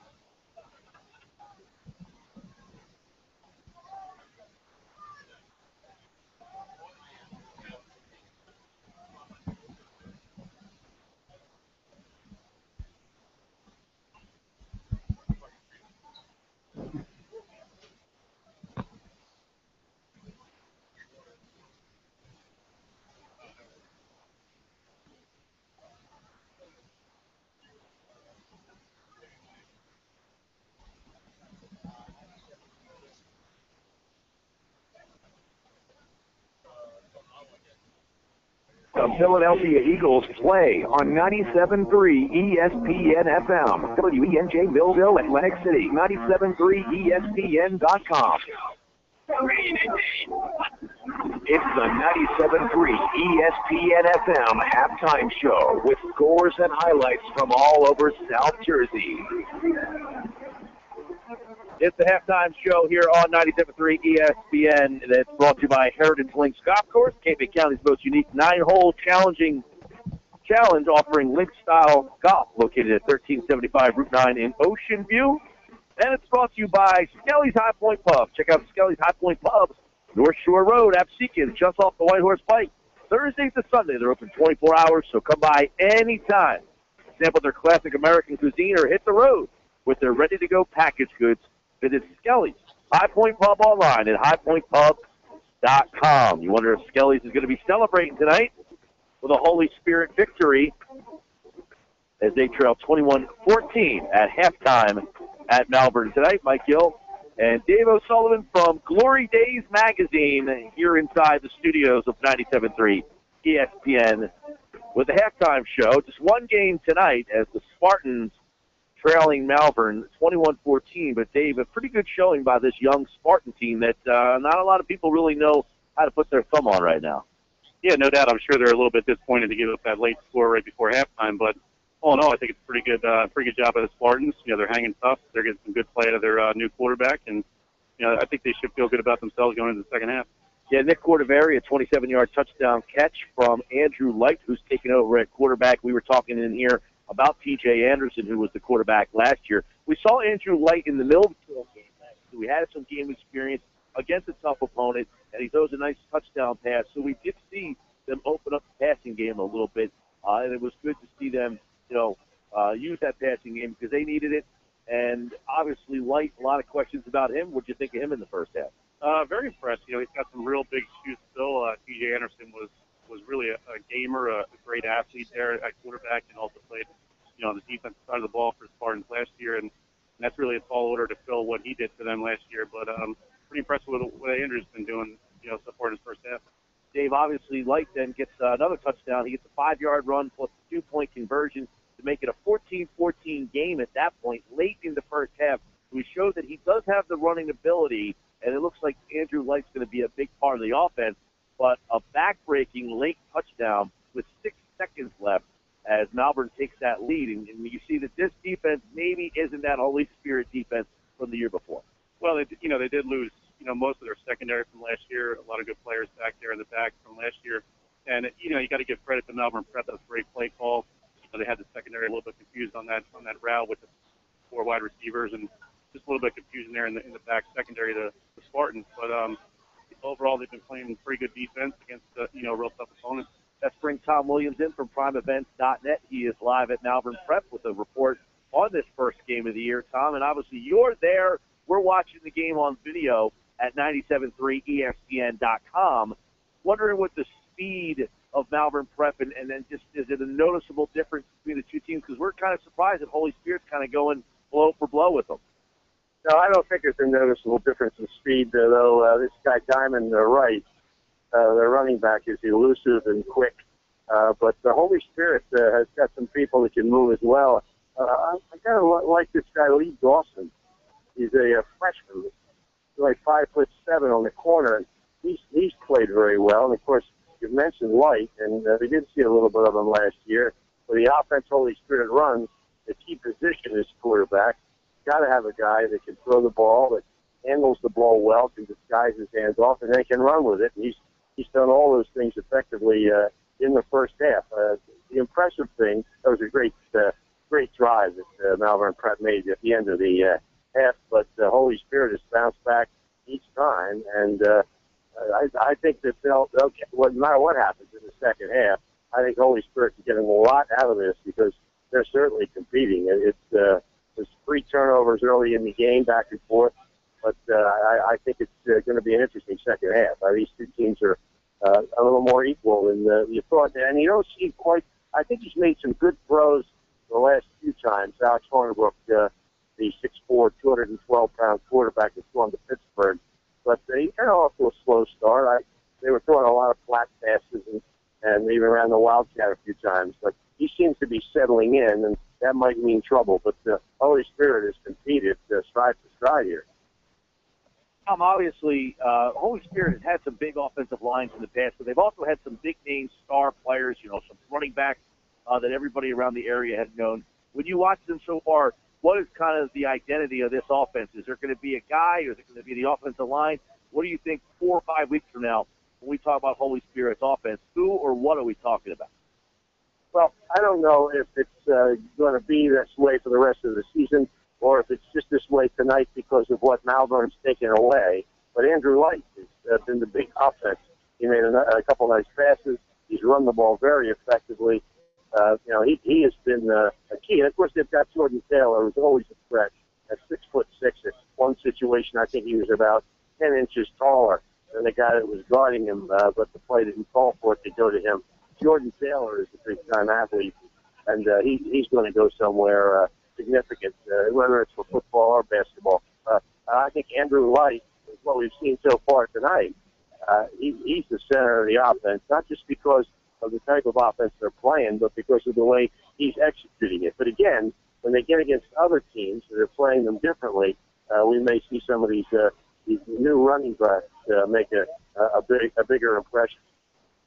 Hey, Tom, Sully here from Glory Days Magazine. Just want to get your thoughts on, that second scoring drive from Holy Spirit. How important was it for them to really stay in a drive, the 6-minute drive, and cap it off with a scoring, touchdown there to kind of give themselves some confidence that they can move the ball consistently against the team? Yeah, absolutely. I think both times Malvern scored, Holy Spirit's come back and scored as well. And who knows if they had time hadn't run out on them, they might have been able to do it again the third time. Of course, the first time they didn't get the extra point, so they went for two, and with help of a couple of penalties, I think they had to go about 3 inches.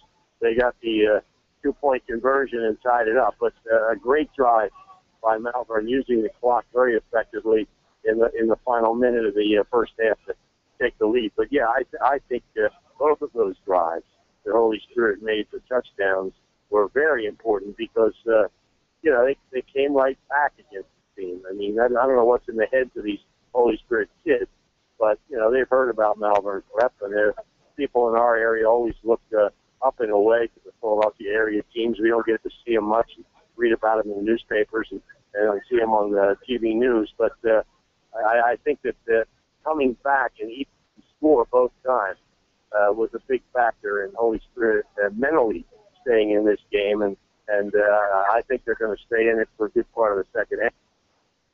Tom Williams from PrimeEvents.net. He's part of the team with Tony Blum and Jim Schaefer, who are live in Malvern tonight. We'll have the second half for you coming up in just a couple of moments here at the halftime show of 97.3 ESPN. Tom, thanks for the quick time, and we'll get back to you guys out there in just a minute. Great.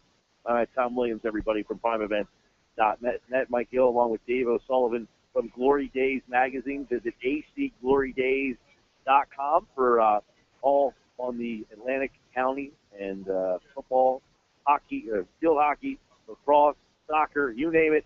They're covering it over there at Glory Days Magazine. Next week, right here on 97.3, a full schedule kicks off. Egg Harbor Township takes on Atlantic City, Millville at Mainland, Ocean City at Absegami, Bridgeton at Buna, Milan at Middle Township. That's your Friday night schedule. And on Saturday, St. Augustine, a big one taking on St. Joe's, pretty much highlights the weekend. Yeah, that's probably going to be one of the best games of the year, I think. Similar to last year when St. Joe's came into Holy Spirit, and that was, I think it was 32-29, just a great back-and-forth team. And I'd be surprised if it wasn't one of the best teams of the year. We'll have that for you right here on 97.3. Well, Mike Hill and David Sullivan will be back post-game if time allows us. We got the second half coming up next, right here on 97.3 ESPN. Tony Blum and Jim Schaefer will be the next voices you guys hear. It's halftime. 21-14, Malvern Prep leads Holy Spirit.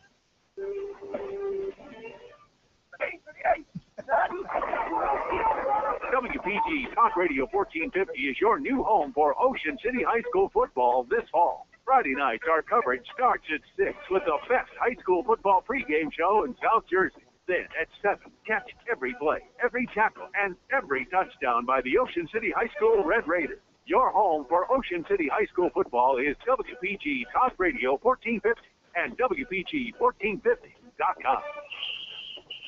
Kelly's High Point Pub on North Shore Road in Absecon has something for everyone.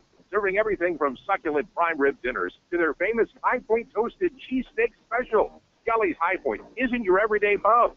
Kelly's High Point Pub is open late Monday to Wednesday and open 24 hours Thursday through Sunday. Stop in anytime for a bite or grab something for the road, as Skelly's High Point Pub has ready-to-go packaged goods. Visit Skelly's High Point at highpointpub.com or call 641-3172. Heritage Links is located in the Palermo section of Upper Township on Route 9 and is Cape May County's most unique 9-hole challenge, offering links-style golf for the Jersey Shore. Heritage Links is proud to sponsor high school football on 97.3 ESPN FM and Ocean City Red Raiders football on WPG Talk Radio 1450. They would like to invite all junior golfers to enjoy a very special membership offer this fall. Call 390-4500 or visit golfheritagelinks.com. And good luck to all of our local athletes this fall. Hi, I'm Mark Pepper, and I'm a certified civil trial attorney with over 20 years of experience. I specialize in complex personal injury and employment discrimination claims. If you've been hurt, you can stand up to the insurance company. If you've been treated unlawfully, you can stand up to your employer. Make the right call to Goldenberg Mac. Call us at 609-344-7131. That's 609-344-7131. Or visit us online at gmslaw.com. It's football season, and there's no better place to indulge than McJettigan's 19th hole in Galloway. Located across from the Seaview Golf Club on Route 9, McJettigan's 19th hole is the original Irish pub of Galloway. Join them Sundays this fall for every pro football game and enjoy their special $5 football menu featuring $5 wings and $5 domestic pitchers, not to mention free flatbread pizza at halftime of your favorite game. Enjoy football this fall with the tradition of McJettigan's 19th hole in Galloway. State football on 97.3 ESPN FM. This week, the Lions host Akron at Beaver Stadium. The kick by Sam Pickett is good, and the Nittany Lions dramatically win. Kickoff at noon on your home for Penn State football. Okay, we're back here at 97.3 ESPN Malvern Prep FM. as Malvern is on the field. The 97.3 ESPN FM halftime show. Holy Spirit still not back on the field. All over South Jersey. Malvern is warming up. To our right. And we're still awaiting the arrival of Holy Spirit, although in the first half they took their time getting on the field as well. Jim, don't know if they're going to take quite as long as I see them over there to the left milling around. And Well, we have some halftime stats we can give you. The game opened up at 5:25 in the first quarter with a 1-yard run by Wright, put 6 points on the board. The extra point was good, 7-0 Malvern Prep. Holy Spirit came back on a light Cordovan for a 27-yard TD run with one TD pass, 1:52 to go in the first quarter. So it ended up at the end of the first quarter 7-6. Then Hornberg to Wright for 32 yards with 7:04 to play in the second quarter, and put Malvern Prep up 14-6. Holy Spirit answered on a touchdown by quarterback Light on a quarterback sneak. Went for 2 points. Light scored the 2 points, and it was 14-14. so once again, Malvern Prep is on the football field, and Holy Spirit, we're awaiting their arrival. Just to remind everybody, you can watch the video of this game on 97.3 ESPN.com. So if you'd like to watch it as well as listen to it, that's the place to be. 97.3 ESPN, and that is .com. So, Jim, we're just about set to start this second half once Holy Spirit makes the way onto the field. What do you expect? I mean, well, and looking at some stats here, Hornbrook was 7 for 14 for 106 yards in that first half, and Wright ran the ball 7 times for 70 yards. That's pretty much their whole offense as far as the first half is concerned, and as far as Holy Spirit was concerned, Light was pretty much their whole offense. It was 4 for 4 for 80 yards, passing the ball, and had 55 yards in running the ball. So it's so far in the first half, it's been Light versus Hornbrook and Wright. But I would suspect Holy Spirit coming out in the second half just tightened up a little bit on pass defense. And I think, Wright is going to get his yards. He's a nice running back. But this Hornbrook can really throw the ball down the field and take away big chunks, as he did with 53 seconds to go. They took that kickoff in the third. Jeez, I'm really having trouble getting this out in the second quarter, and then marched it down with the 25-yard TD from Brook to Morris. And, of course, they also had to overcome that 15-yard personal foul by Wright and still were able to score the touchdown. We thought that might have really hurt them, but they were able to overcome that. And when you have a quarterback like Hornbrook who really can overcome those types of penalties because of the arm he has, it gives you a big advantage. But as we heard from Tom Williams at halftime, Holy Spirit has hung right in there. Light has done a fantastic job. And they just have to put pressure on Hornbrook. They have to put more pressure on him because if he's just allowed to sit back there and they're sending 5 receivers out, it's tough to defend. Yeah, it almost becomes a one-on-one game, and all it takes is one guy to beat his defender, and they're going to score. You know, at the end of that half, I had a little problem with the little pooch kick. They gave him pretty good field position from the first place. Holy Spirit's kicker the last time actually drove the ball into the end zone. I would have felt a lot better if they had done that and made him drive 80 yards as opposed to about 50 yards. One good thing for the Spartans, though, they will receive the second half kickoff. So they will have an opportunity to tie this football game up or even take the lead if they were able to convert a 2-point conversion. Right now they trail at 21-14. First football game of their season. Yeah, and, you know, we're talking like, and it did seem like Malvern Prep controlled most of the game because they had the big plays. Holy Spirit didn't have the big plays. It was light on a lot of off-tackle plays, and the fullback on Bellucci with a lot of fullback dives. That was the way they were able to move the ball. He did have a couple, Light I speak of, had a couple pass completions to kind of break it up. But on the part of Malvern Prep, they were big plays, whether they were running plays with Wright making a 25-yarder or a 25-yard pass. So Dan Gianniscoli will be kicking it away. Cordovari is back along with Josh Corsi. Holy Spirit will be moving from our right to our left, and the Friars will be kicking it away, leading at 21-14. And whistle stops play just as Gianniscoli moves forward. He's a left-footed kicker, by the way.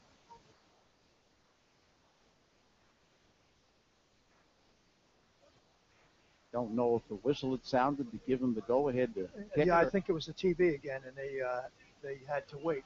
But, you know, here's another one of my pet peeves. On a kickoff, I'd always keep 2 guys deep because what you want to do is be able to field the ball and get it upfield. If he has to run from one side to another, it really makes it very easy to cover that type of kickoff. And I imagine it makes it difficult for him to get to a lot of those kickoffs as well if he has to go from the center to right or to left. So, very good point. So, once again, Gianniscoli will attempt to kick this one away. Cordovari is the deep man at his own 20, make that his own 5-yard line, pardon me. And the second half is officially underway. Good kick, end over end.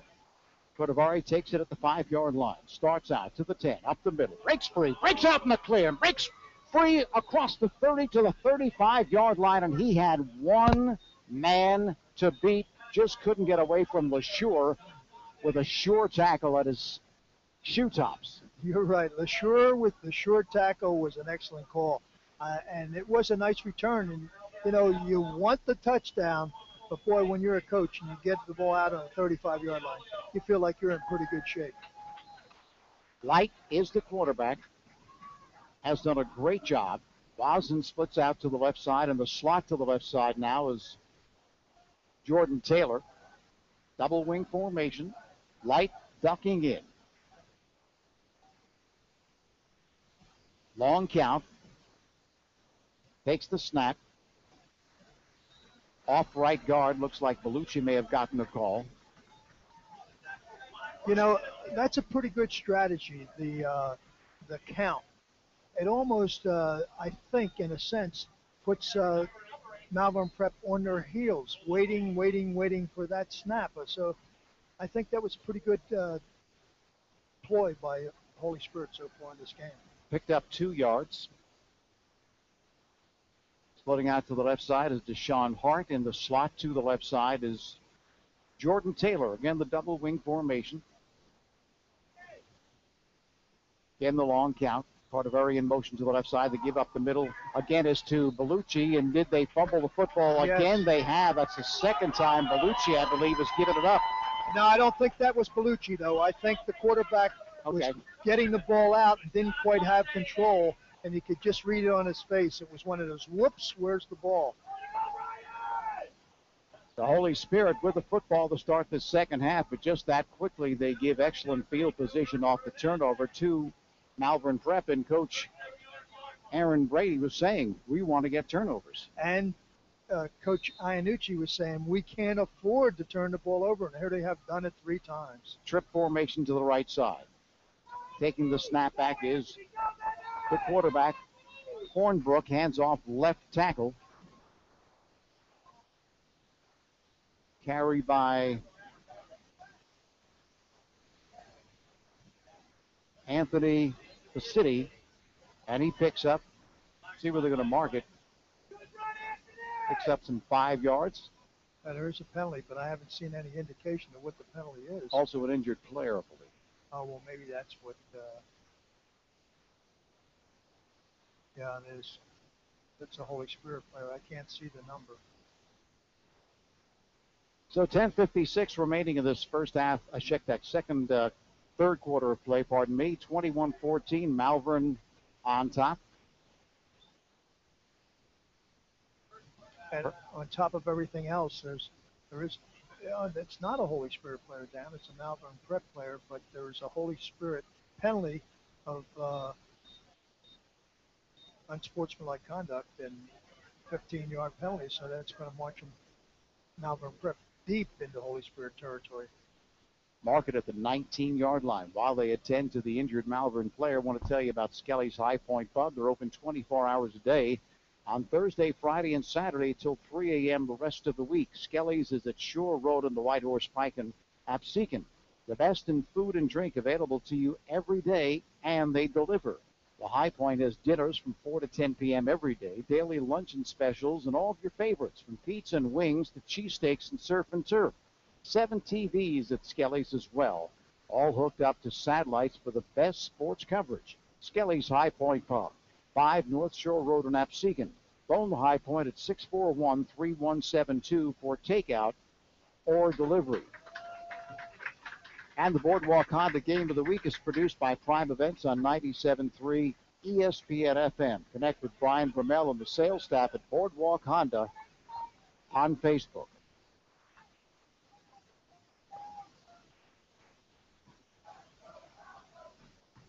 So the injured player coming off gingerly. Looks like Jacob Rebitz coming to the sideline. But he's coming off under his own power, which is certainly a good sign. So the ball is inside the 20-yard line at the 17. The throw to the right side is incomplete at the goal line. Boy, that was not, earlier we said he may have put too much heat on it. That time it was just right there. And I think what happened was the receiver, who I think is, let me see if I can see It was it. Chris Brown, I think. Was I that thought 6? it was Keating. Yeah, I thought it was James Keating. He looked into the end zone a little too quick. Second down at 10. Give off left tackle. Picks up some 5 yards.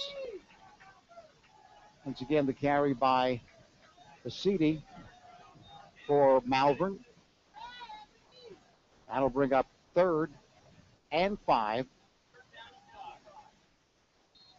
So many lines on the field, it's tough to see where the football is. This, as we mentioned earlier, this is their field, so they use it for soccer and lacrosse, so there's extra lines on this field.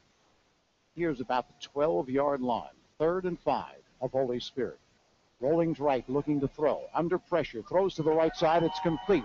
Inside the 10-yard line to the tight end. O'Neal drives tacklers to the goal line, and he takes the tackler into the end zone for the touchdown.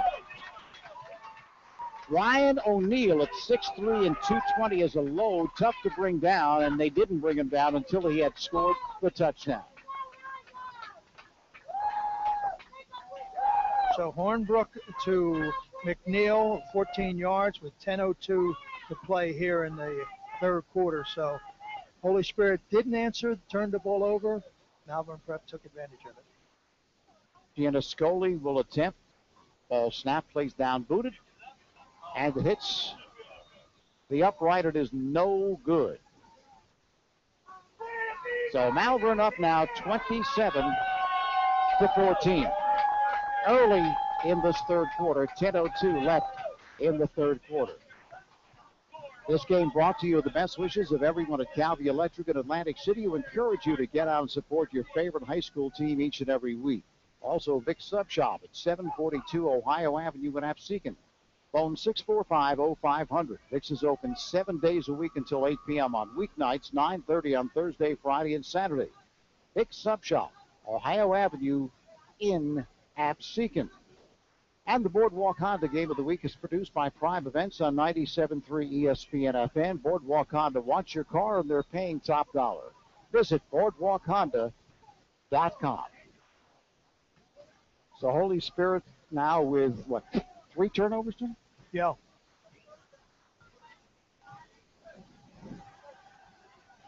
All of them come back to bite them, too. As you mentioned earlier, after each of the turnovers, Malvern Prep has gone on to score. So this is a critical series for Holy Spirit right here. They now trail 27-14. And running that triple option, they're not the type of team that can fall behind by big numbers and then come back and win a football game. But there's plenty of time left, so amazing things can happen. So it'll be Malvern kicking the football off. This one's very short. It's a pooch kick. It's taken by one of the up people for Holy Spirit. They were looking to cross up the Spartans on that one, it appeared, but Holy Spirit able to grab it, and they have excellent field position at their own 37-yard line, it appears. Yeah, and you can afford to do that type of thing when you figure the other team doesn't have a prolific offense and can just throw points up on the board. So Holy Spirit will look to get back into it, trailing 27-14. Market at the 38-yard line. Wazen splits out to the left side. Taylor will be in the slot to the left. He's only really been targeted one time, the 6'6" receiver. See if they go more to the air here. Light takes the snap. Keep it himself, or was that Bellucci?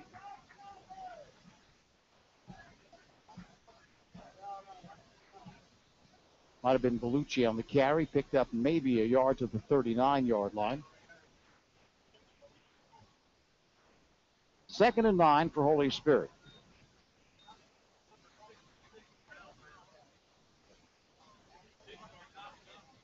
Deshaun Hart checks in for Holy Spirit, replacing Wazen.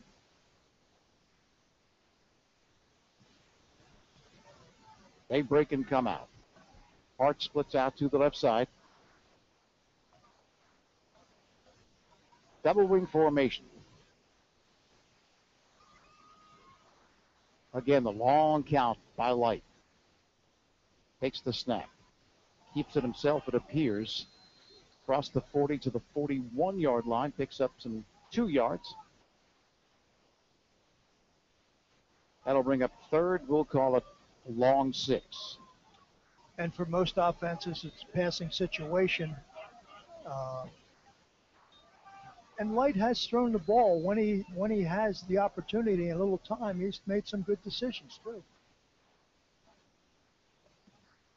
27-14 with 8:35 left in this third quarter of play. The Spartans down to Malvern Prep as they come out. Send Wazen to the left side. Godavari is in the slot to the left side. To the right is Jordan Taylor. Back to pass is Light. Being rushed. No time at all. Spins away, though, and able to avoid the first rush, but then he is knocked down at the 41-yard line. Really kind of a jailbreak there, Jim. They just came in on him as soon as he stepped back to pass. Yeah, Ryan O'Neal came through, and I mean, untouched. He was in the backfield almost when light turned around. So Holy Spirit unable to pick up a first down, and they will be forced to punt the football once again. It'll be Jordan Taylor kicking it. I say once again, this may be their first punt. I think you're right. They looked a little confused out there, too. Jordan Taylor will kick it away from his own 30. And they're calling timeout. I don't know whether it's because they don't have enough players out there. Yeah, you're right. Holy Spirit does call a timeout. So with 7:31 left, third quarter, 27-14, Malvern Prep.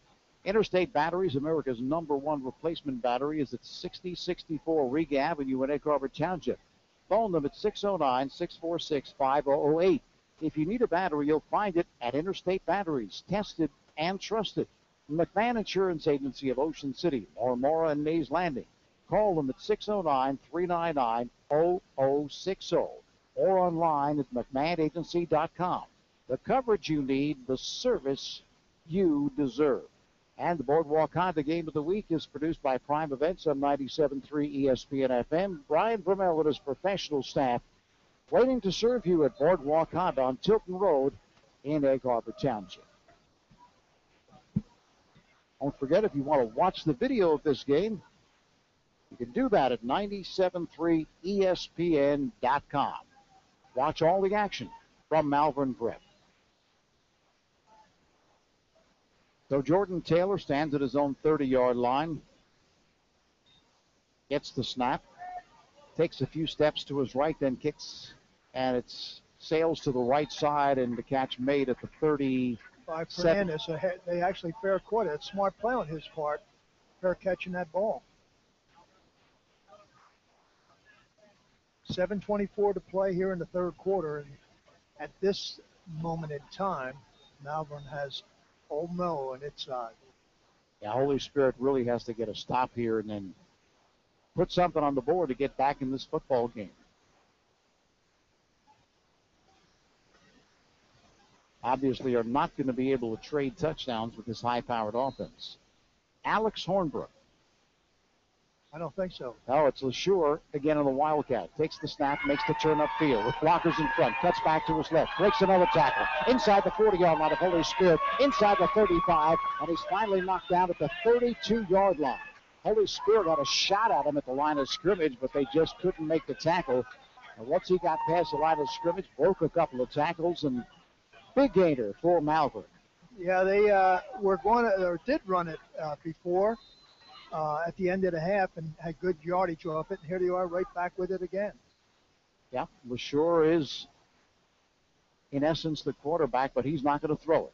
Takes the snap, cuts to his left, now cuts back to his right inside the 30-yard line, keeps driving, finally knock him down at the 26-yard line.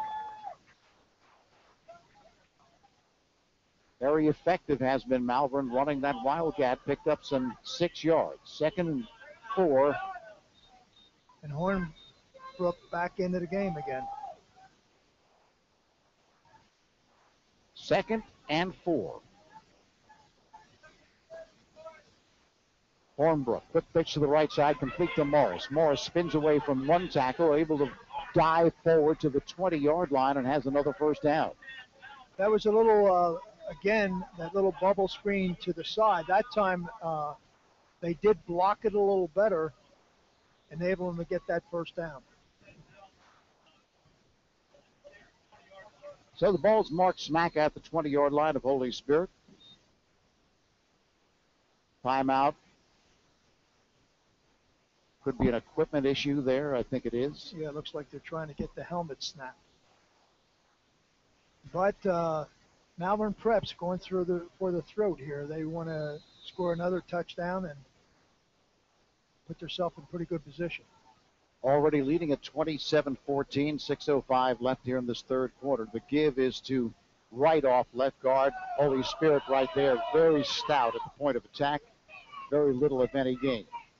Yeah, that time the great penetration on the part of the Holy Spirit defensive line, and Wright had really no place to go.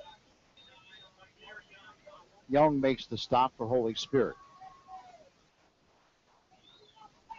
actually say he lost a yard, so it's 2nd and 11 from the 21 of Holy Spirit. Taking the snap is Hornbrook. Fires to the right side again. This one's complete to Fernandez. Fernandez run out of bounds at around the 10-yard line. They don't care how it's defense. That time they had Holy Spirit had a defender up there pretty good, but they ran the bubble screen again. Another first down. Placing the football down right at the 10-yard line, so pick up 11 yards, just enough for the first down. Slot formation to the left side. Fernandez in motion to the right, now back to the left. They give again to right, finds room up the middle, goes to the goal line, and he goes in for the touchdown.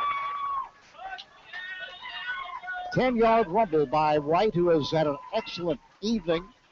I believe he had 70 yards on 7 carries in the first half, which is an average of 10, and right there, plowed right up the middle, busting tackles, and headed for the goal line and was able to get in.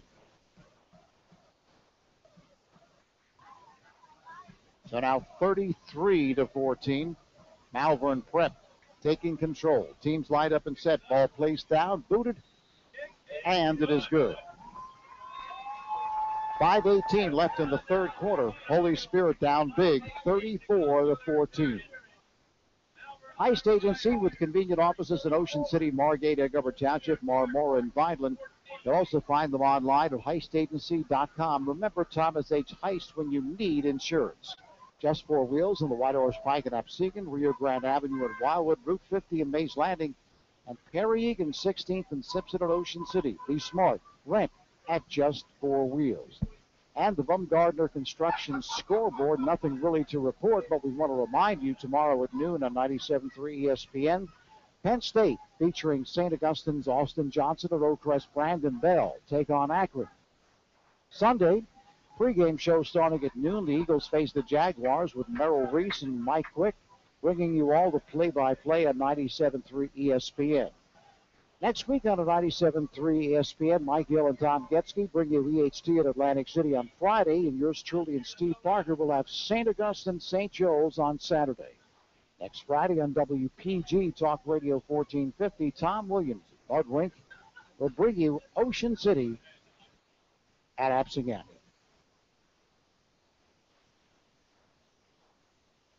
So Holy Spirit needs some offense right here.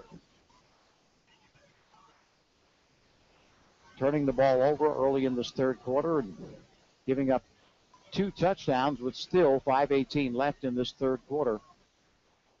Now trail at 34-14. Yeah, and Malvern Prep has really been operating on all burners. I mean, their passing game, their running game, they've put it together here. And then defensively, they have started to penetrate against the option play of Holy Spirit, and that's caused them problems on the offensive side. So it's, at least here in the second half, it's been all Malvern Prep. And once again, Dan Gianascoli will be kicking it away, and Cordovani stands at his own 5-yard line, awaiting the kick. Had a nice return last time. The kick is away, and it's taken by Cordovari at about the 10-yard line. Starts out to his right to the 18-yard line, and there he is leveled.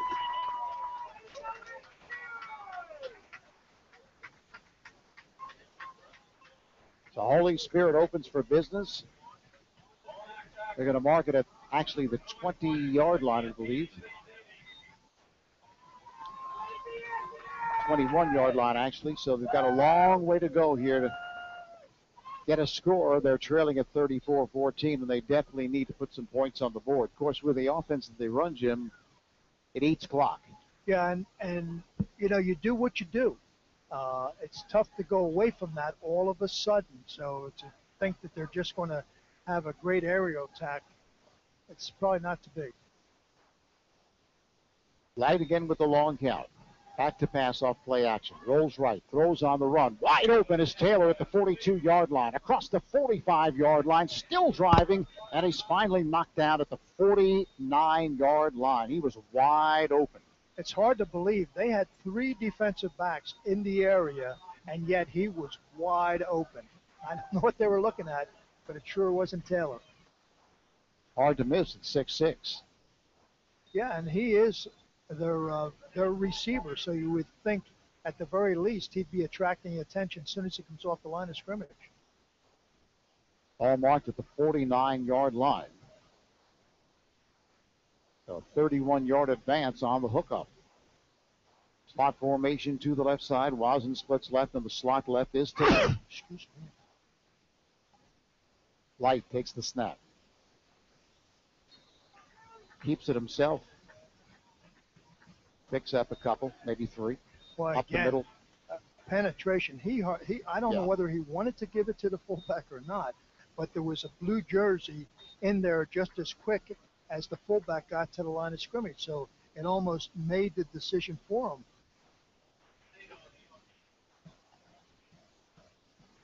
Sean Coursey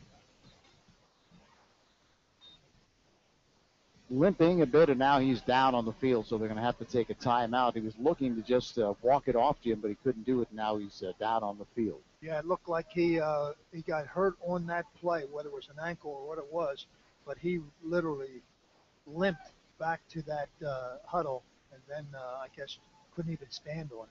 That's right. So they're going to attend to him, and while they do that, just want to remind you tomorrow, 9 a.m. to noon at 97.3 ESPN, it's the South Jersey Sports Report with a new host. Not new in our book, of course. That would be Mike Frankel. Great guy. Does a great job. So make sure you tune in tomorrow, 9 a.m. to noon, where we cover all sports from South Jersey. And they attend to Coursey. We want to remind you that Boardwalk Honda Game of the Week, produced by Prime Events on 97.3 ESPN FM. Brian Vermel and his professional staff are waiting to serve you at Boardwalk Honda on Tilton Road in Egg Harbor Township. Skelly's High Point Pub at Shore Road on the White Horse Pike in Absecon. Best food and drink available to you every day. And they deliver, too. Phone the High Point at 641-3172 for takeout or delivery. And Johnson's Popcorn is at 1368 Boardwalk in Ocean City. Phone 800-842-2676. Have your popcorn shipped to you. We're also online at johnsonspopcorn.com. Johnson's Popcorn since 1940. Of course, he's still down. They look at him. I think we were just updated here with this information. That's correct. It is actually 9 a.m. to 11 a.m., not 9 a.m. till noon tomorrow, but the host remains the same. Mike Franco will be there. And the great information remains the same. Absolutely. So they continue to attend to Coursey. Seems like he's in a little bit of pain there, holding his head, but they're getting him up, and that takes some doing. 6'4" and 285 pounds. That would be a big loss for Holy Spirit. He is trying to put some weight. You can just see him. They're asking him, I'm sure, can you put weight on that leg? And he is able to walk off. So that's good news for Holy Spirit. 4:03 to play here in the third quarter. This third quarter has been all Malvern Prep. Let's see if Holy Spirit right now with a 2nd down and 8 can get some offense going. That's a big loss. You lost a big guy on the offense and on the defense. No question about it. That's the strong suit of this team, is that offensive and defensive line.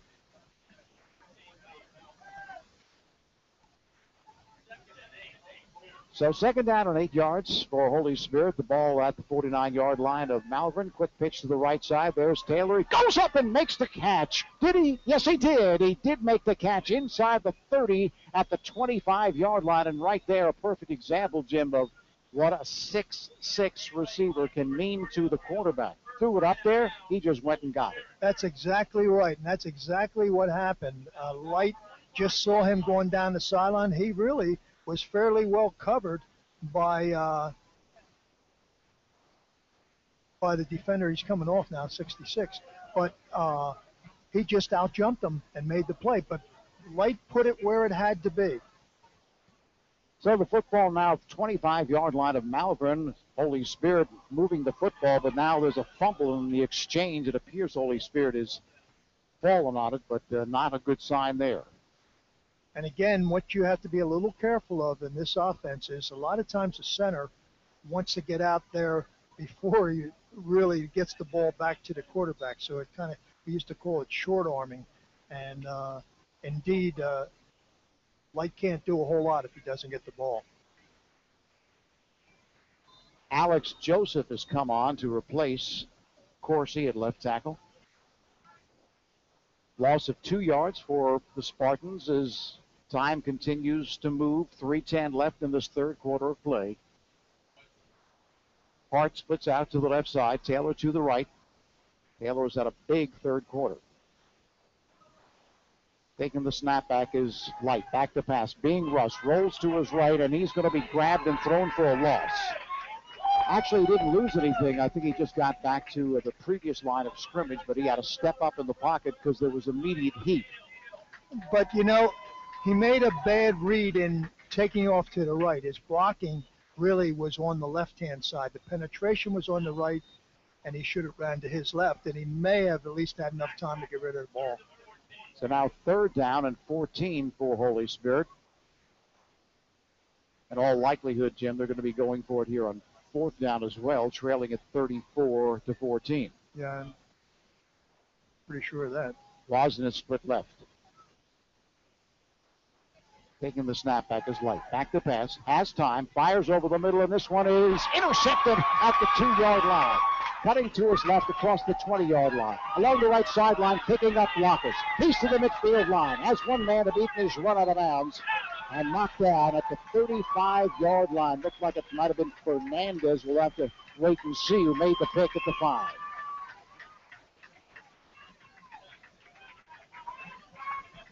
Great return, though, as well. Yeah, and some good blocking. It almost looked like he was going to be able to take it all the way. Actually was a good play on the Holy Spirit defensive backs side, where he kind of forced him to the sidelines and eventually was able to push him out of bounds. And that defensive back on that occasion was Light. So Malvern with the football. In great shape again. Back to pass is Hornbrook. Sets up. Fires a bullet over the middle. Again all alone is White. Same play they scored on in the first half. Makes the catch at the 10 and takes it in for the touchdown. A 39-yard hookup. Yeah, and Tony, you've been mentioning it all along. He had time to have coffee and a donut before he threw that ball. You give any quarterback at any level that kind of time if they have some talent outside at the receiver position. And once again, Holy Spirit just got beaten right down the middle of the field with Wright, Diamond Wright. Teams are lined up and set. Ball snap, plays down, booted, and it is no good. It was partially deflected, but it's still 40-14 now. Holy Spirit down to Malvern. As you said, Jim, when you're not accustomed to throwing the football with regularity, as Holy Spirit is not because they run the triple option, when you have to go to the air as much as they did to get back in the football game, sometimes bad things happen. Yeah. And in that situation, that's exactly what Malvern Prep was looking for Holy Spirit to do, is throw the football. And they must have had 3 guys at least around that receiver. So it really was a tough throw to be able to make. Yeah, probably working underneath that kind of a defense would be the better way to go. But look, Mike has been accurate here in this third quarter and just didn't work out for him right there. So Holy Spirit will be receiving the kickoff. Ironically, this game started with an interception by Holy Spirit on Malvern Prep. So, he could have put his head down too, but obviously he didn't. He's a fine quarterback. Pisano will be kicking. Portavari awaits the kick. high, angling to the left side. They may let this one go out of bounds, and they do again. So we've had a lot of that this evening. Ball placed down at the 35-yard line, so Holy Spirit will start off again with good field position, but they really dug themselves a huge hole here, trailing 40-14 with just 1:47 left in the third quarter.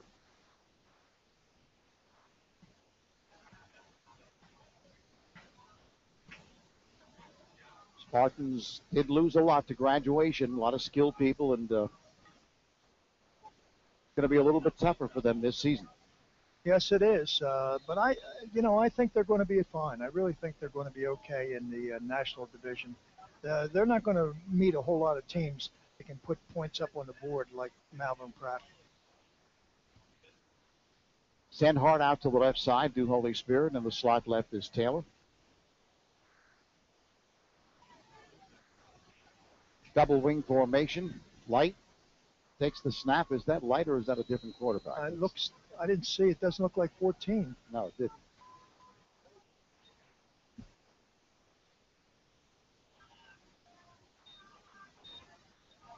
That's 6. Yes. This is Tarsitano. Tarsitano in relief of Light. Don't know if he's injured or. Well, it may be just conceding. It may be a smart play by the coaching staff to give him a little bit of blow because he has been carrying a big load for Holy Spirit. 2nd and 5 from the 40-yard line. Tarsitano takes the snap off play action, breaks free as he sprints up the middle. He's got the first down and more. Did he fumble the football again? Let's see. Looks like Holy Spirit hung on. They did. Ball is going to be placed to the 44-yard line of Malvern. So despite the fact they're down big, they have certainly not given up. Now limping back to the huddle is Jordan Taylor. Now he goes down on one knee. Rolls over now, sits up. He looked like an ankle too. Mm-hmm. So they're out to attend to him with 45.7 seconds left in this third quarter. Diorio's Circle Cafe and MacArthur Boulevard in Summers Point. They're loaded with TVs at Diorio's to see your favorite game. The wings and tenders were voted best at the shore. Phone 609-927-6111 for takeout. Shoppies at 1031 Shore Road in Linwood and at Shoppy.com. You can select and design your own trophy or award and order it online. Shoppies also has a complete line of gifts as well. And the Boardwalk Honda Game of the Week is produced by Prime Events on 97.3 ESPN FM. Brian Vermel and his professional staff are waiting to serve you at Boardwalk Honda, Tilton Road in Egg Harbor Township. And do not forget, tomorrow, 9 a.m. to 11 a.m., right here at 97.3 ESPN FM, it is the South Jersey Sports Report with new host, freshly hatched, Mike Frankel. So they continue to attend to Jordan Taylor. Jamie Gillespie's probably having some nervous moments here. Coach of Holy Spirit High School basketball. Is Taylor will be, I'm sure, an integral part of his team this year. Yeah, fine shooter. And seems to have grown a little bit. I think when he was a sophomore, 6'4", he's now 6'6". At least that's what they list him as. So Malvern Prep on top, 40-14. And again, do not forget, tomorrow at noon on 97.3 ESPN, Penn State featuring St. Augustine's Austin Johnson and Oakcrest Brandon Bell takes on Akron. Sunday, pregame show starting at noon. It's the Eagles facing the Jaguars with Merrill Reese and Mike Quick bringing you all the play-by-play on 97.3 ESPN. Next weekend on 97.3 ESPN, Mike Gill, Tom Getsky will bring you EHT at Atlantic City on Friday, and yours truly and Steve Parker will have St. Augustine, St. Joe's on Saturday.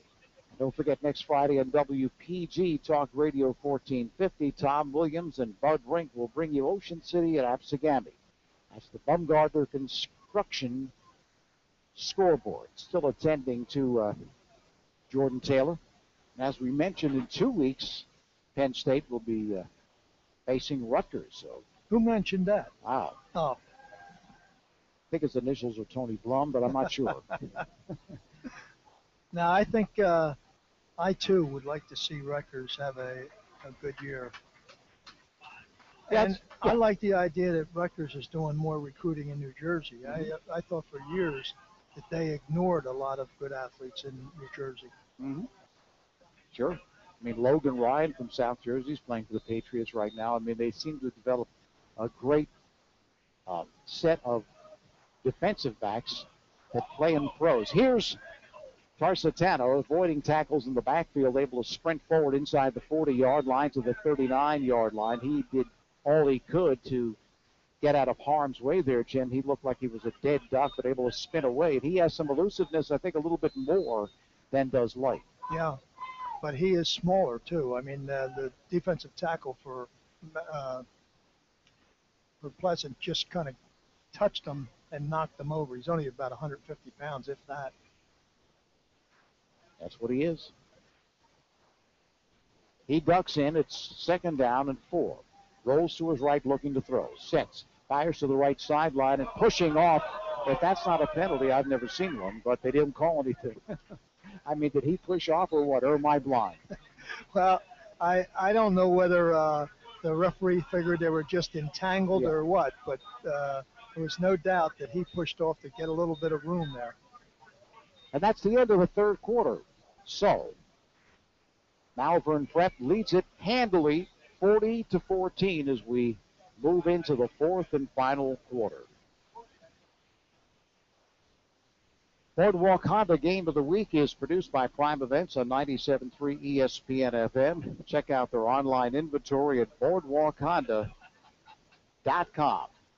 So, this game really was put away by Malvern, Jim, in that 3rd quarter as they just got another turnover, turned that into points, and they showed that they are an excellent football team and control the football with anybody, especially if you give quarterback Hornbrook the kind of time he's had here in the 2nd half. Yeah, and they really didn't have an answer for the 5 when they set up with 5 or 4 wide receivers and sent them down the field.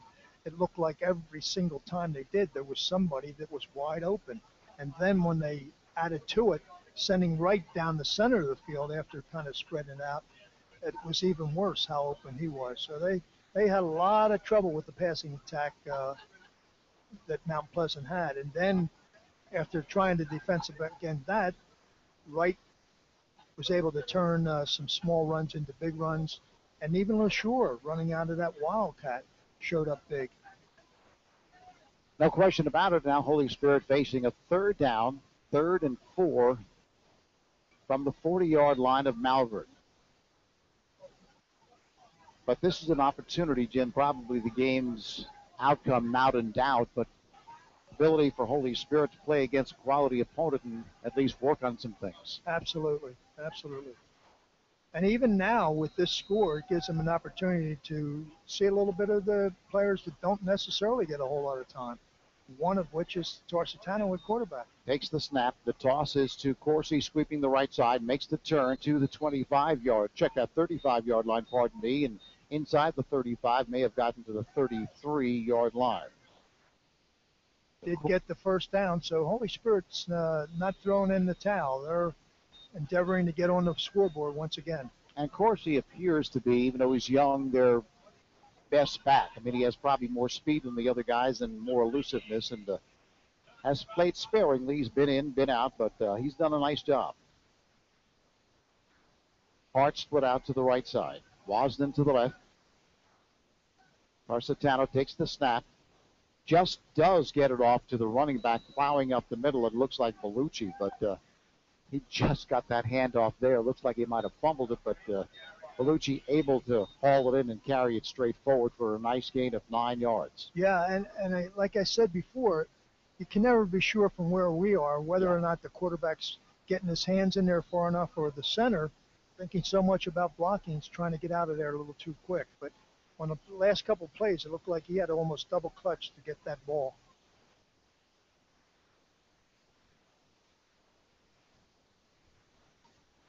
Boyd, check that. Shaq Boyd is in the football game now for Holy Spirit. Double wing formation. Bellucci, the fullback. Cordovani in motion to the left side. Back to pass is Tarsitano, and he is buried. Had no chance. Again, 3 or 4 of the blue shirts from Malvern Prep were there as soon as he turned around after the play action fake. I thought it was a screen pass because you're right, they were in there so quick. He didn't get to turn around. He made his drop, and when he was about to turn around, there the 3 were. So a loss of some 7 yards is now 3rd and 8. They had a 2nd and 1. Wasden comes into the ball game for Holy Spirit, placing Boyd. 3rd and 8 from the 32 of Malvern Prep. Holy Spirit down 40-14. Cordovani in motion to the left side. Cordovani gets the toss. Cuts inside a great block. He's inside the 30-yard line and knocked down at the 28-yard line. They'll be shy of the first down. But a nice cut there by Cordovani off a block. And he's quick, too. So that brings up 4th and 4 for the Spartans. And even though the game is not in doubt, they would like to pick this up and give themselves an ability to score some more points.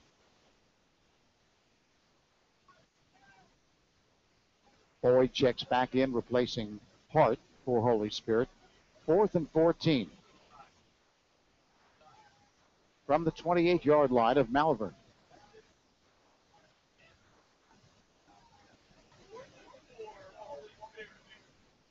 Tarsitano ducks in. Back to pass. Again, the rush. Steps up. Cuts to his left. Pass room. Has the first down.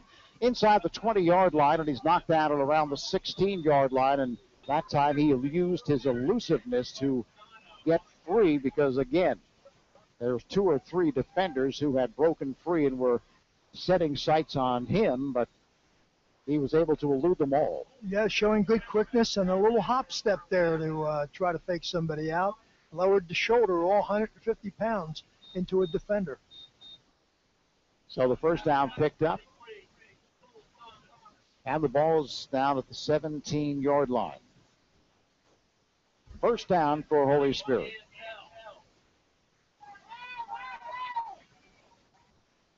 At the line of scrimmage. Tarsitano ducks in. Cordovani in motion to the left side to give up the middle to Bellucci, but they kind of ran into each other on the exchange, and maybe a yard or 2. Yeah, but even without that, there were 3 jerseys there again, ripping him down. 7:45 remaining in the 4th quarter. Holy Spirit down 40-14.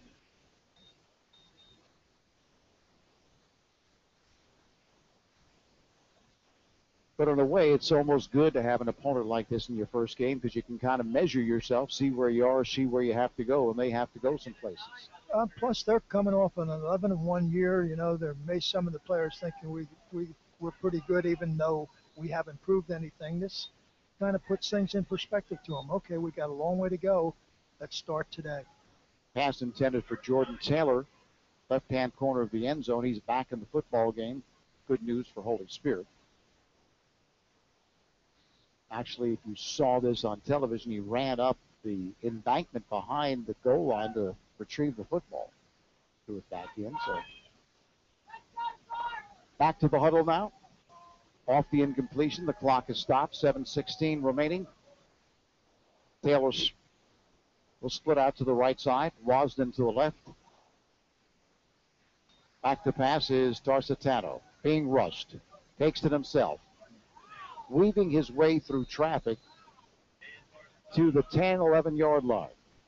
Well, it was the light show. Now it's the Tarsitano show.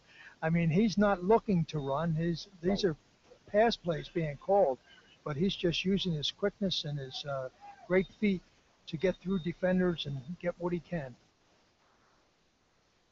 Clock continues to run down to 6:45 left in this football game. 40-14 in case you just joined us.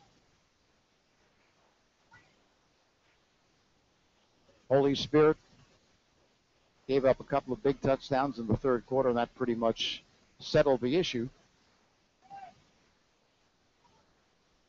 They have a 4th down and 4. Going to the left side is Torsatano. This one's picked off again, right flat, along the right sideline, across the 20-yard line to the 21-yard line.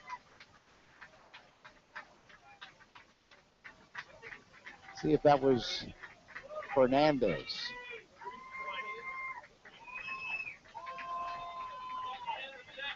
That was number 8. Sullivan with the pick. And now there's a new quarterback coming into the game from Mount Pleasant. So Malvern Prep with the football at their own 20-yard line with 6:14 left in this football game. And it appears that Ian Murphy. Is it Murphy or Murray? I think Hornbrook is still in there, isn't he, number 12? I thought it was 11.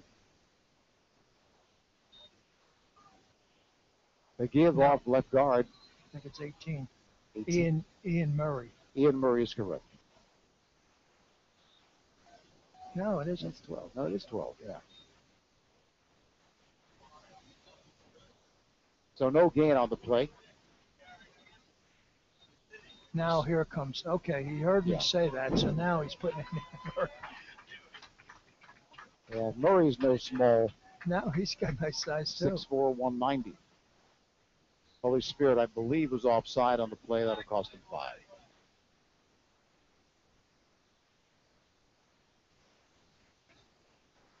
So the Spartans, coming off the 11-1 season, undefeated till the final game of the season against DePaul, are taking it on the chin here this evening against a fine Malvern Prep team.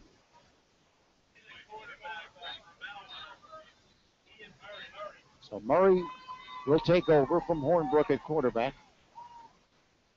Hornbrook, of course, committed to Pittsburgh and had a fine evening.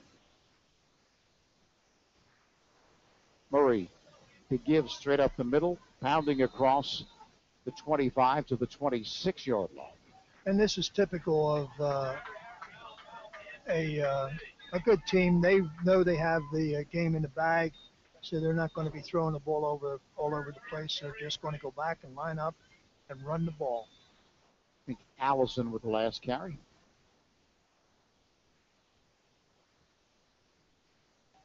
Murray will keep it himself. Off the play action, looking to sweep the left side, but doesn't get much there as he's knocked down by Lee Dawson. We called his name quite a bit.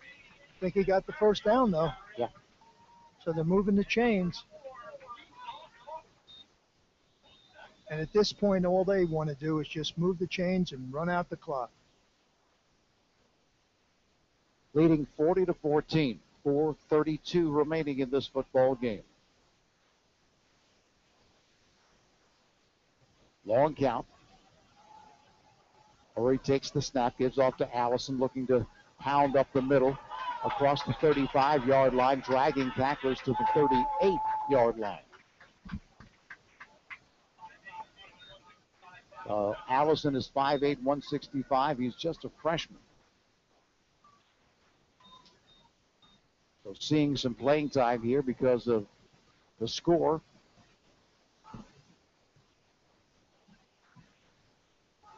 Pickup of 6, 2nd and 4 from the 39. Gives it off to Allison again, looking to sweep the left side, makes the turn upfield. He's got the first down across the 45, run out of bounds at around the 48-yard line, and Allison has a whole bunch of quickness to him. Yes, he does.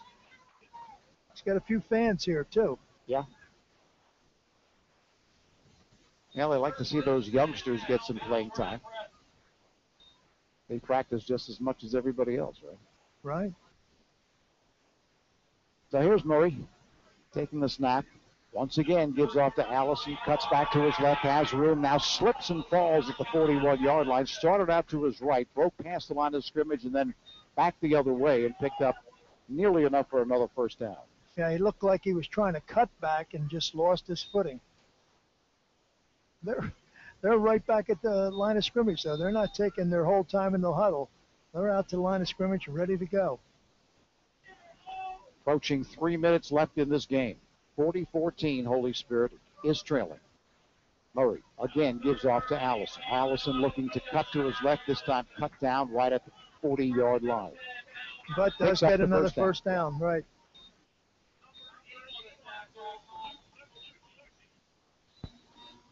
I don't even have to say it. You probably heard it. Bellucci on the tackle. So again at the line of scrimmage. Malvern.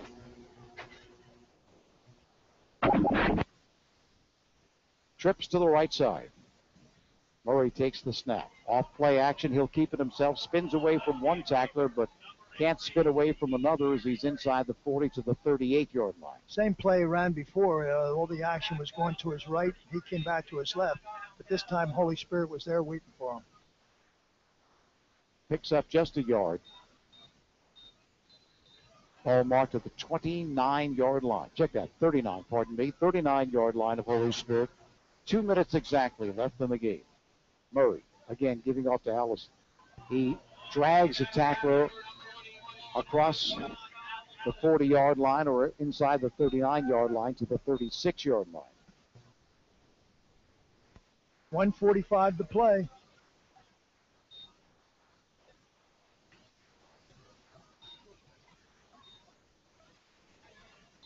Looked like Demetrius Pally had a hold of him, but just couldn't bring him down. As we mentioned, Allison has a lot of athletic ability and is able to break tackles here, though, grabbed at the line of scrimmage, and he will not get away this time.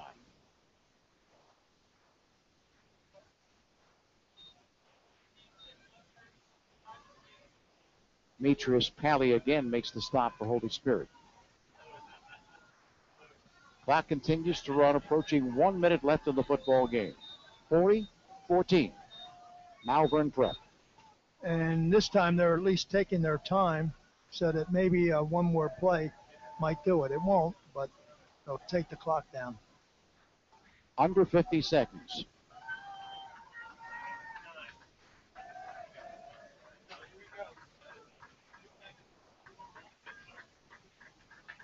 Murray awaits the snap, gets it, gives off to Allison. Allison up the middle, looking to spin away, and he's down to the 30-yard line. Boy, close to the first down, very close. I think he has it. Well, they stopped the clock momentarily. Not this clock, it's still running. Yeah, well, the officials did wave their hands. You're right. Well, anyway, it's under 10 seconds, so I don't think they're going to need to run another play, and they don't. Both teams are walking off the field, and that'll do it.